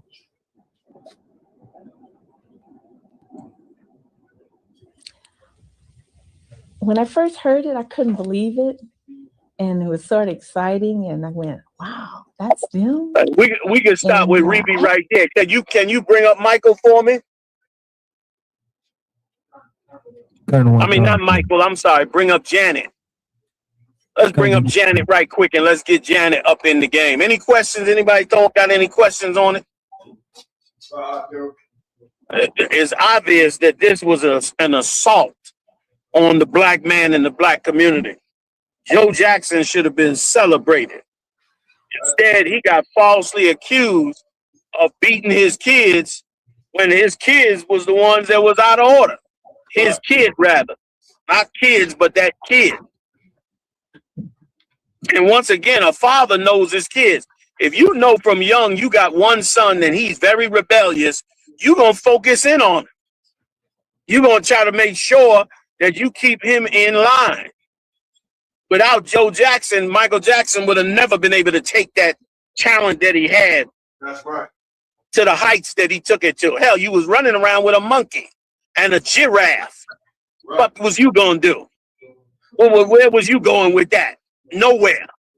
Joe had to get him focused and get him performing, and then his talent came out as he locked all the way into that music. Right. He would have been another gremlin running around Gary, Indiana. Probably would have been a gangbanger, probably in the penitentiary right now. Right. You know what I'm saying? Please, man. Or some sodomite somewhere. Read on. And I shouldn't say just Joe and Catherine. It was a team effort. And a great team. Go ahead. Let's get Jan and see what she got to say. $5 million would I appear in my brother's biographical film for even a single second. Jermaine only wants to cash in on his legacy and use it as a shortcut to get his own son into the entertainment industry. It's a scheme he's been running all along. He has never truly wanted to honor Michael Jackson at all. I watched that film. Damn, that was Janet now. That's his sister. She said he ain't never wanted to honor Michael. He's just trying to work on his own, what did she call it? His legacy. He wanted to make that film, get paid, and that be it, and threw his father under the bus to do it. Threw his father under the bus to make money, to make the movie seem like you know, something you need to go see about how the king of pop was abused by his father when the whole goddamn thing was a lie. And a lie that's been spread about black men forever. Right. Like it's a whole demonic spirit in this country when it comes to black men, Latino men, Native Indian men. Like you can't have no masculinity around them. Right. Go in the store, go in the grocery store, and just ignore white people. And you just go into the grocery store picking up things and just don't look at them. And watch how they come all in the aisle with you. They want your attention every minute. They don't want you to be strong and independent of them. They want to bump into you. They want to have a conversation with you. They want your opinion of things when they know they hate you. They want to know what you're thinking all the goddamn time. Go ahead, going back to Janet. His glamorous, perfect stage performances and career achievements, portraying his life as some kind of fairy tale success story, as if his only struggle was his relationship with their father. He endured immense pressure. Hold it now. Hold it. As if all he went through was his struggle with his father. This is a cat that didn't know how to sit down with nobody. He didn't even know how to be around people. Listen, he born in Gary, Indiana, one of the poorest cities and one of the highest murder capital in the country. And instead of him getting together with the other fathers in Gary and saying, man, we should come together and see how much talent is among all our families. We should turn this into a talent area. Instead, this nigga goes off to California and builds him Neverland Ranch. A goddamn ranch filled for animals and kids. Right. In an area that's damn near all white. Like, damn the families that was in Gary with him. Damn the poor families that didn't make it out. Damn the families whose parents lost everything they had because the steel mill shut down when they started buying steel from Japan. You understand? Damn all of them. You understand? Like, we become successful and we taught by the slave master to turn our back on our own. To forget about our own. They love to tell you that. You got to forget them cats you came up with, man. They're going to have this problem and that, and this and that. Why? Because they want you to cut them ties so you can just be a selfish pig and only go for yourself. Damn that. Take your brothers with you, man. You roll with me in the mud, I roll with you in the castle. You rolling in the dirt, I'm rolling with you in the palace. We down with each other. Like, damn that bullshit they coming with. That's a white man's way of thinking. He's, like the scriptures say, he estranged from the womb. So you shouldn't even be trying to expect him to come up with nothing. You know what I mean? Go ahead, let's take it back to him. Physical changes caused by vitiligo and years of relentless public controversy. All of these pains are downplayed, glossed over, or simply erased from the narrative. They just keep exploiting his fame to make money while avoiding the real truth of his life, and that in itself is an insult to him. When he was alive, Jermaine even wrote songs attacking him, calling him a race traitor, and spreading lies. So the whole time his older brother hated him too. The whole time. Now you know what Joe Jackson went through. Now you know why Joe Jackson was arguing with him to get them to work together, to get Michael to go rock out with his brothers. To bring them brothers together. Like, Joe understood family, man. Right. You understand? They hating on that poor cat from Indiana that worked in a steel mill, but he knew more about family than these Edomites do.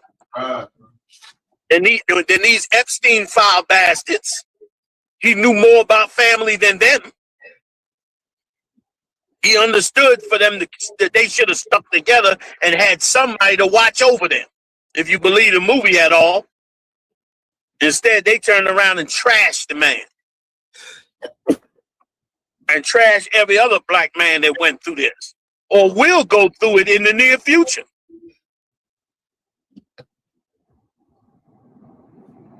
Somebody trying to say something? Salakia, General. Go ahead, Turn to one concert if I could. I remember growing up down south. I used to watch a movie all the time called The American Dream, the old Michael Jackson movie. I remember how they painted Joe Jackson, even in that movie, to be like the most cruel father known to man. But when he would deal with his wife, even when he lost his job, he would go, it's like his slavery, he would go and tell his rib, he'd be like, we gonna be okay. Don't worry about it. We gonna be good. And she just trusted him. Kind of one concert. Like, that was manly. That was manly. You know what I'm saying? Like, don't nothing help a young girl better than having a father who has a strong voice and a righteous judgment. You understand? Don't nothing make a young girl coming up stay right in her spirit than when she can say to her siblings, you better not. You know what dad gonna do. You better not do that. Dad be home in a minute. You're gonna be in trouble. Like that makes a young girl feel safe, which this world does not make our daughters feel safe. You understand? So it's bad enough that our kids got to go to school at 6 years old and leave their mother and father's house and be put in the hands of white teachers that hate them. You understand? That's bad enough. On top of that, they got to deal with so many other things as a baby. Don't nothing make a young girl feel safer than having that strong father that says those things, man.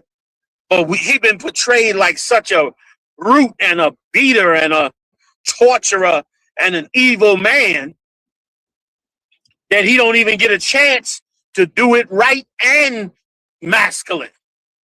He don't even get a chance to do it. Because the minute he raises his voice, it's like he's the devil incarnate. This white man used plenty of propaganda against us, man, to hurt us and to hurt our families. Matter of fact, hold what you got before and give me the scripture where the Lord said you must first bind the strong man. You know the one I'm talking about in the New Testament? Do you know what I'm talking about? All right. Beautiful, bro. Let's rock it. That's a good scripture to point out exactly what we're talking about here. It's ridiculous, man. And we need to put all that back together. Megan Thee Stallion. Some of you sisters lost the truth over Megan Thee Stallion. God damn. Sisters left the truth over Megan Thee Stallion. You big dummy.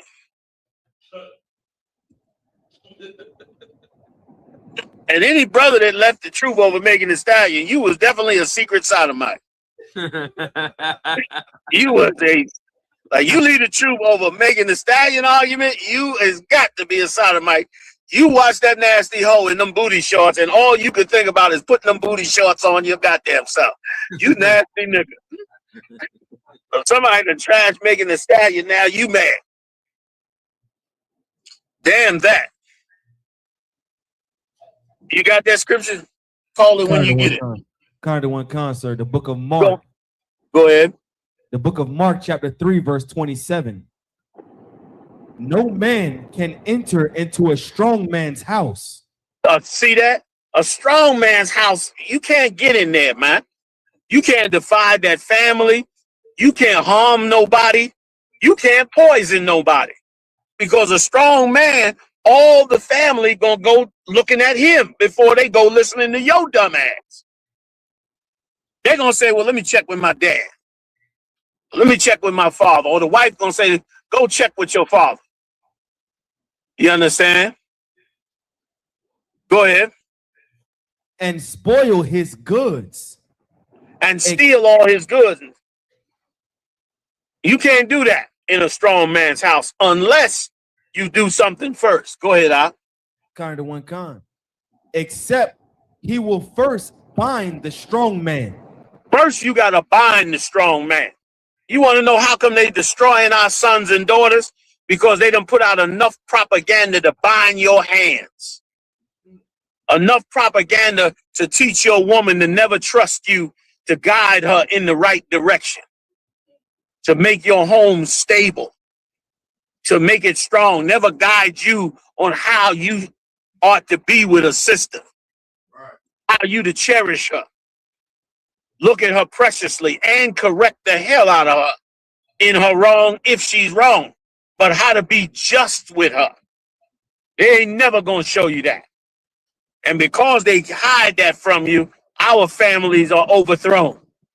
Because they put that propaganda out and bind the black man from being able to stand up and be who he is, our houses get overthrown every day.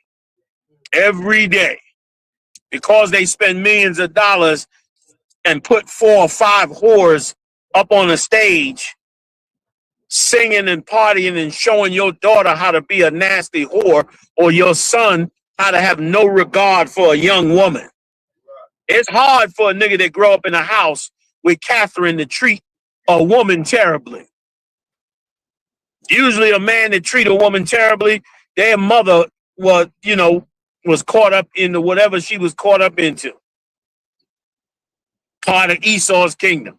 But a woman like Catherine raising up her boys, them boys ain't raising up to become, evil men towards their own wife. And furthermore, the Lord said, be not jealous of the woman of thy bosom. Don't be jealous of her, man. What you jealous of her for? Let her be successful. Let her be all the righteous things she want to be. You know what I'm saying? Like, you wondering why your woman rebelling. Sometimes your woman's rebelling because you are jealous of her. And she can see it. You don't like that she got a career. You don't like that she got a decent job. You understand? If she's respecting you and working with you, there's a few sisters that's on that level. Very few. Very few. But if she is on that level, man, don't be jealous of her. Let her rise in her spirit and in the things she could be great at. She gonna make you honorable anyway. The Lord said that you were gonna be honored at the gate by the garments and things that your wife does. And I see it true every Passover. Every Passover, I see it to be true. You understand? Okay. Yeah, Yediah and Marah got y'all message to what? You know what I mean? Like, come on, man. Okay. Like, that's where we gotta go with it. You got any other tapes? What other tapes you holding up? So like it, sir. I got another video of Joe Jackson, sir. You got what? So I got a video of Joe Jackson, sir. All right, we come to Joe in just a second. Are you holding any scriptures? Kind of the one, sir. Which ones you holding? Ephesians chapter 5, verse 25. Okay, let's read that right quick. Kind of the one, the book of Ephesians chapter 5, verse 25. Husbands, love your wives, even as Christ also loved the church. Did Christ chastise the church? Hell yeah. Did Christ do everything he could for the church? Hell yeah. Did Christ have compassion for the church? Hell yeah. Meaning the schools, the nations, the brothers that came into the truth. Did Christ pray for them? Hell yeah. You need to ask yourself a question. Do you pray for your woman? Or do you muse all day on how mad you are with her?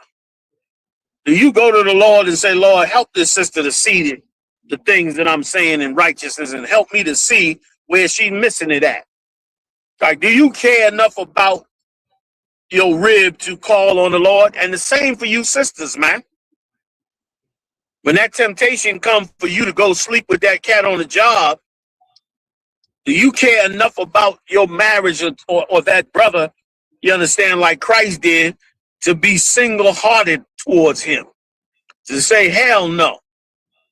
I made this choice, this is what I'm doing. Because Christ going out there and worshiping a second religion is nigh on to you going out there sleeping with another man. It's like the exact same thing.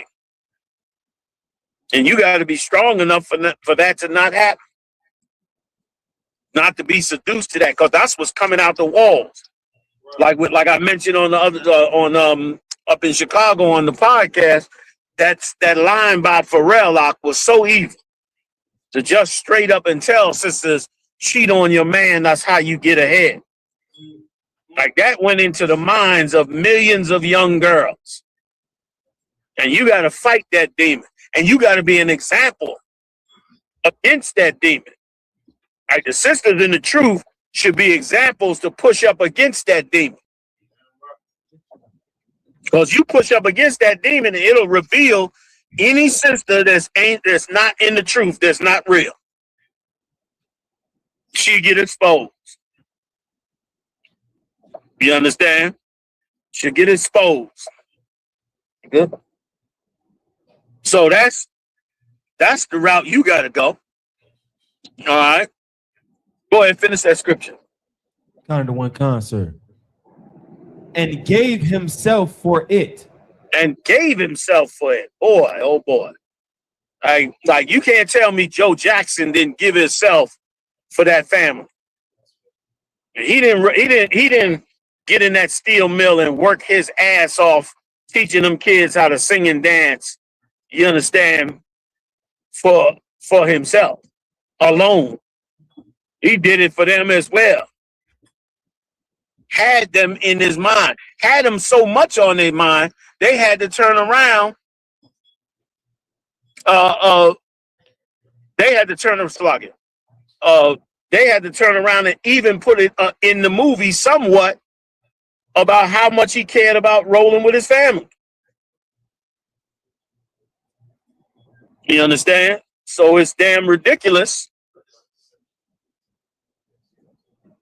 to now turn around and let Esau portray him like this cat was, some diabolical, super evil enemy of Michael Jackson's success. And he the one that him and Catherine made that boy successful. Come on with it. Somebody give him a mic. I can barely hear him.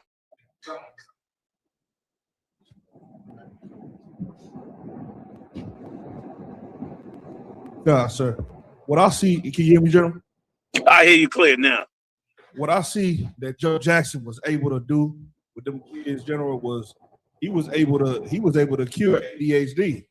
Because them kids had all the energy in the world, and whenever they came home from school, it's time to practice. He never let them run out in the streets, never let them get into gang banging, never let them do anything that would bring dishonor to his family, which means that this brother already had an honorable reputation. You see what I'm saying, General? And yeah, I see exactly what you're saying, and you 100% correct. Like that was so noble. Remember now, steel mill. Just Google working in a steel mill. You gonna see what's up in there. I send some of you brothers to go work in a steel mill right now. You're gonna melt. You're gonna melt before you get to the door of the steel mill, just of the horror of working in that damn place. And remember, he did that, and then he got home, they got home, and it was time to practice. And of course, many times I'm sure Michael didn't want to practice. Maybe several other ones of them as well. But that man put 8 children on the stage to fame. 8 of them. Even Reeby went and, had a hit record. And it shows you how, once again, how selfish Michael Jackson is. He had the money to produce them all. He had the wealth. He had the wealth to make every last one of them far bigger a success than they was now. He could have put so much money behind them. They had to do it on their own pretty much after Joe got them their initial success. And like you said, like that was a cat that kept them. You listen to them in an interview, you could tell these ain't people that was in the streets. They wasn't gang banging and all that.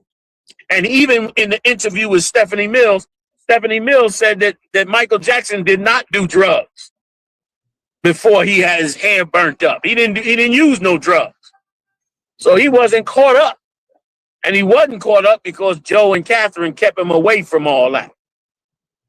Until he eventually ventured into it as he got a little bit older. Right. So what you're saying is right. Like Joe kept him from all manner of evil. And Gary, Indiana ain't but what? 20 minutes from Chicago? Right. And go back and read the stories of Chicago in the 60s. Between the mafia gangs and the black gangs, all trying to compete, and the false religions that were setting themselves up. Man, you had little to no chance of survival. In fact, the brothers coming out of there now alive and standing on their feet and waking up to the truth is a miracle.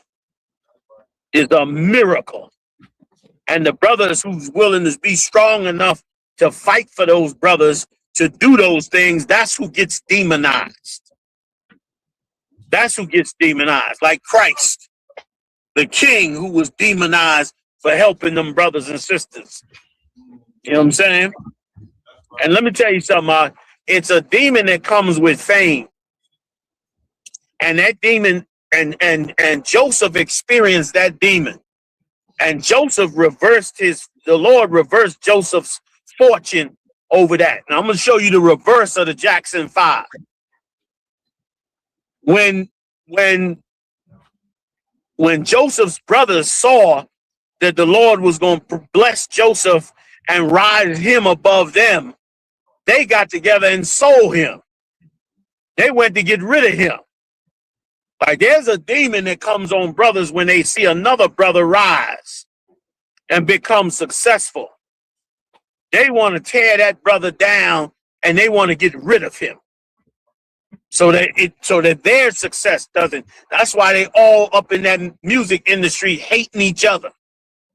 Same demon that was on the brothers that when they saw what happened with Joseph. But Joseph was wise. When he rose to prominence and they came to Egypt, he played a game with them, had them accused of stealing. And that accusation humbled them greatly. Humbled them to realize that what the Lord had done was big and he was about to forgive them for what they did to him. And then when he told them to go back and bring their younger brother, they were doubly traumatized because, of course, their father was like, don't lose my youngest son. Don't let my youngest son be killed also. But then he eventually revealed to them that he was their brother, man. And because he did that to them and showed them the other side of what it could be, they realized and repented and they let that demon up off of them. And now they was happy at his success. You understand? And again, he was not like Michael Jackson. Joseph went and helped his brothers, got them in high positions and in the Egyptian empire. And they became wealthy and prominent. And he turned around. He didn't go do crossover. He didn't cross over to the Egyptian world. Joseph told the children of Israel, tell the Egyptians that you sheep herders. Why? Because the Egyptians hate sheep herders. Why did the Egyptians hate sheep herders?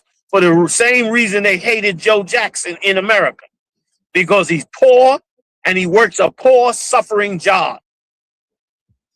And they hate a poor black man, even though they make him poor.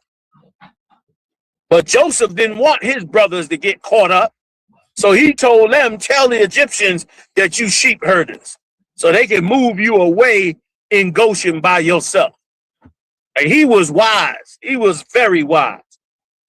And it was the reverse of what happened with Michael Jackson's selfishness.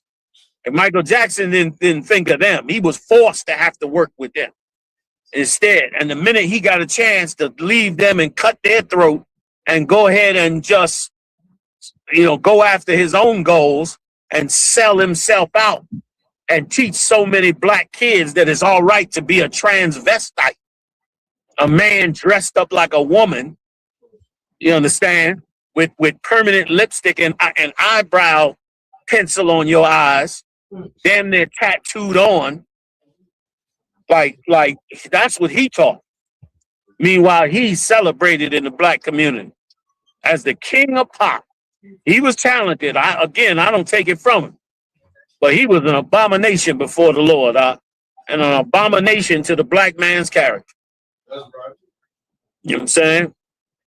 So go back. Where we at? I know we're a little over the time at this point.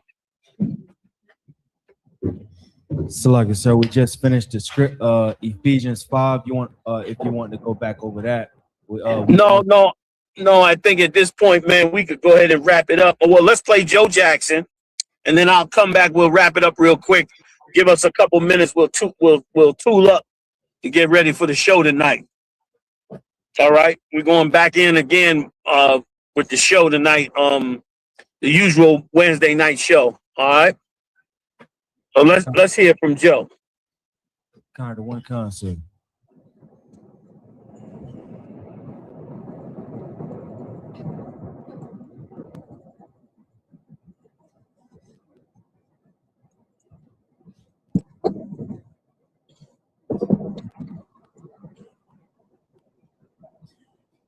Joe, do you have any at all bad feelings about the way Michael was raised? I know you're denying the stories about violence, but as you look at it, were there any mistakes you made? I didn't make no mistakes, Larry, because Michael was raised properly. He didn't run the streets like most of those other kids that was in his neighborhood. Michael why did he say Michael, that you listen now, you got to understand me. Don't cut me off here, Larry. Michael had claims that he had a dull life. Michael never he had his own brothers and sisters to play with. And that was the other, but most of those kids that was Michael's age during that time, they're not living now. So you know. So when he...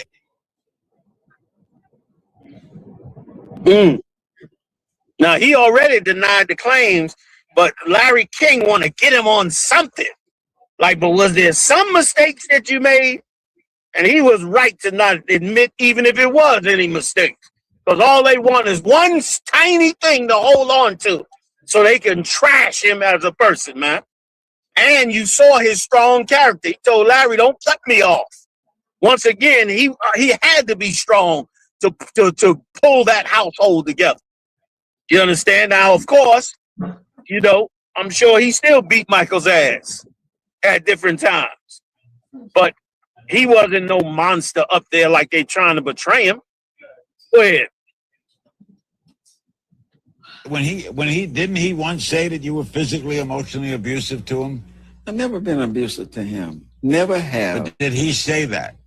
Did he ever say that, to your knowledge? Well, I don't know whether he said that or not, but I hear the media keep hollering about I abuse him. I never abused my son. Larry, can I say something, Joe? Larry, do you wait, Ro, let me handle this right here. Let me handle this. The media keep hollering about saying that I beat my son. That's not true. You know where this beating started? The beating started in the slavery days. They used to beat the slaves, and then they used to torture them. That's where this beating started at these slave masters. That's where that come from. But hey, there's a lot of people in America, Larry. A lot of people in America spank the kids. You know, if they say they don't, they're lying. They lying. And Michael was never beaten by me. Never beat at all. You're on record. Now there it is. He said, listen, he told the truth, and he was strong about it. Yes, he spanked Michael, man. Yes, he had to deal with him. You understand? But Michael didn't end up horrible. He was just selfish, man. And that's how they was able to get over with that whole lie that they put out. And look how much, like, you bring Joe Jackson on from Gary, Indiana, in poverty, working in a steel mill, and you hone in all the way in on did he beat Michael? Did he beat Michael? That was the most important thing. Nothing about what it took to get out of that hellhole. Right. Nothing about what it took to keep that family together. Right. Nothing about what it took to keep his marriage together. Right. Nothing about none of that. But fully demonized at all times. And brothers, that's what happens to us every day in small ways in this country. On your job, with your own woman, with your family, all that. And brother, that's what we opened the Israelite School of UPK for. So to make sure brothers that want to be men and stand up and bring our nation back, damn right, have the opportunity to do just that, man. You understand? So with that, I turn the class over to the captains over there, Salakia. I don't have everybody's name. And I'll be back shortly, man, for us to jump in on the radio show with all the other camps that want to jump in. Mashak will be there, and we'll all get it on, man. It's Captain Malquad, Captain DeBarmoff, a.k.a. Captain Zip Tie, You know what I'm saying? And everybody else, we're going to get it on. I'll see y'all in a few minutes. All right, fam? Everybody out there, pay your tithes, support the truth. All right? See y'all next time. Shalom. I'll be right there. Shalom. We're gonna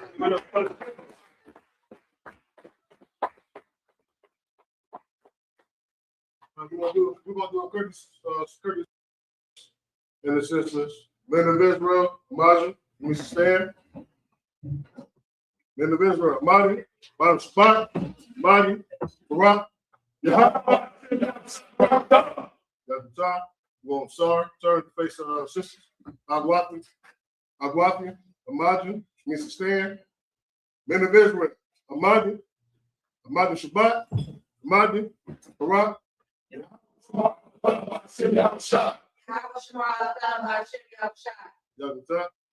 Dismiss.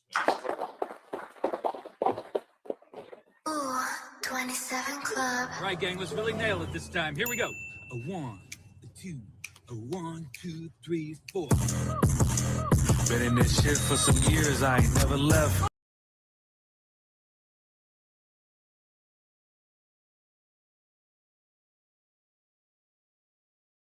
Hey, listen, brothers and sisters, man. If you like what you hear, hit the subscribe button, man. Subscribe to this channel. And also, please, go to ISUPK.com and pay your tithe. Drop me some cash so we can move around this planet like we need to, man, and do the things we need to do. They're one west. They're one west. They're one west. They're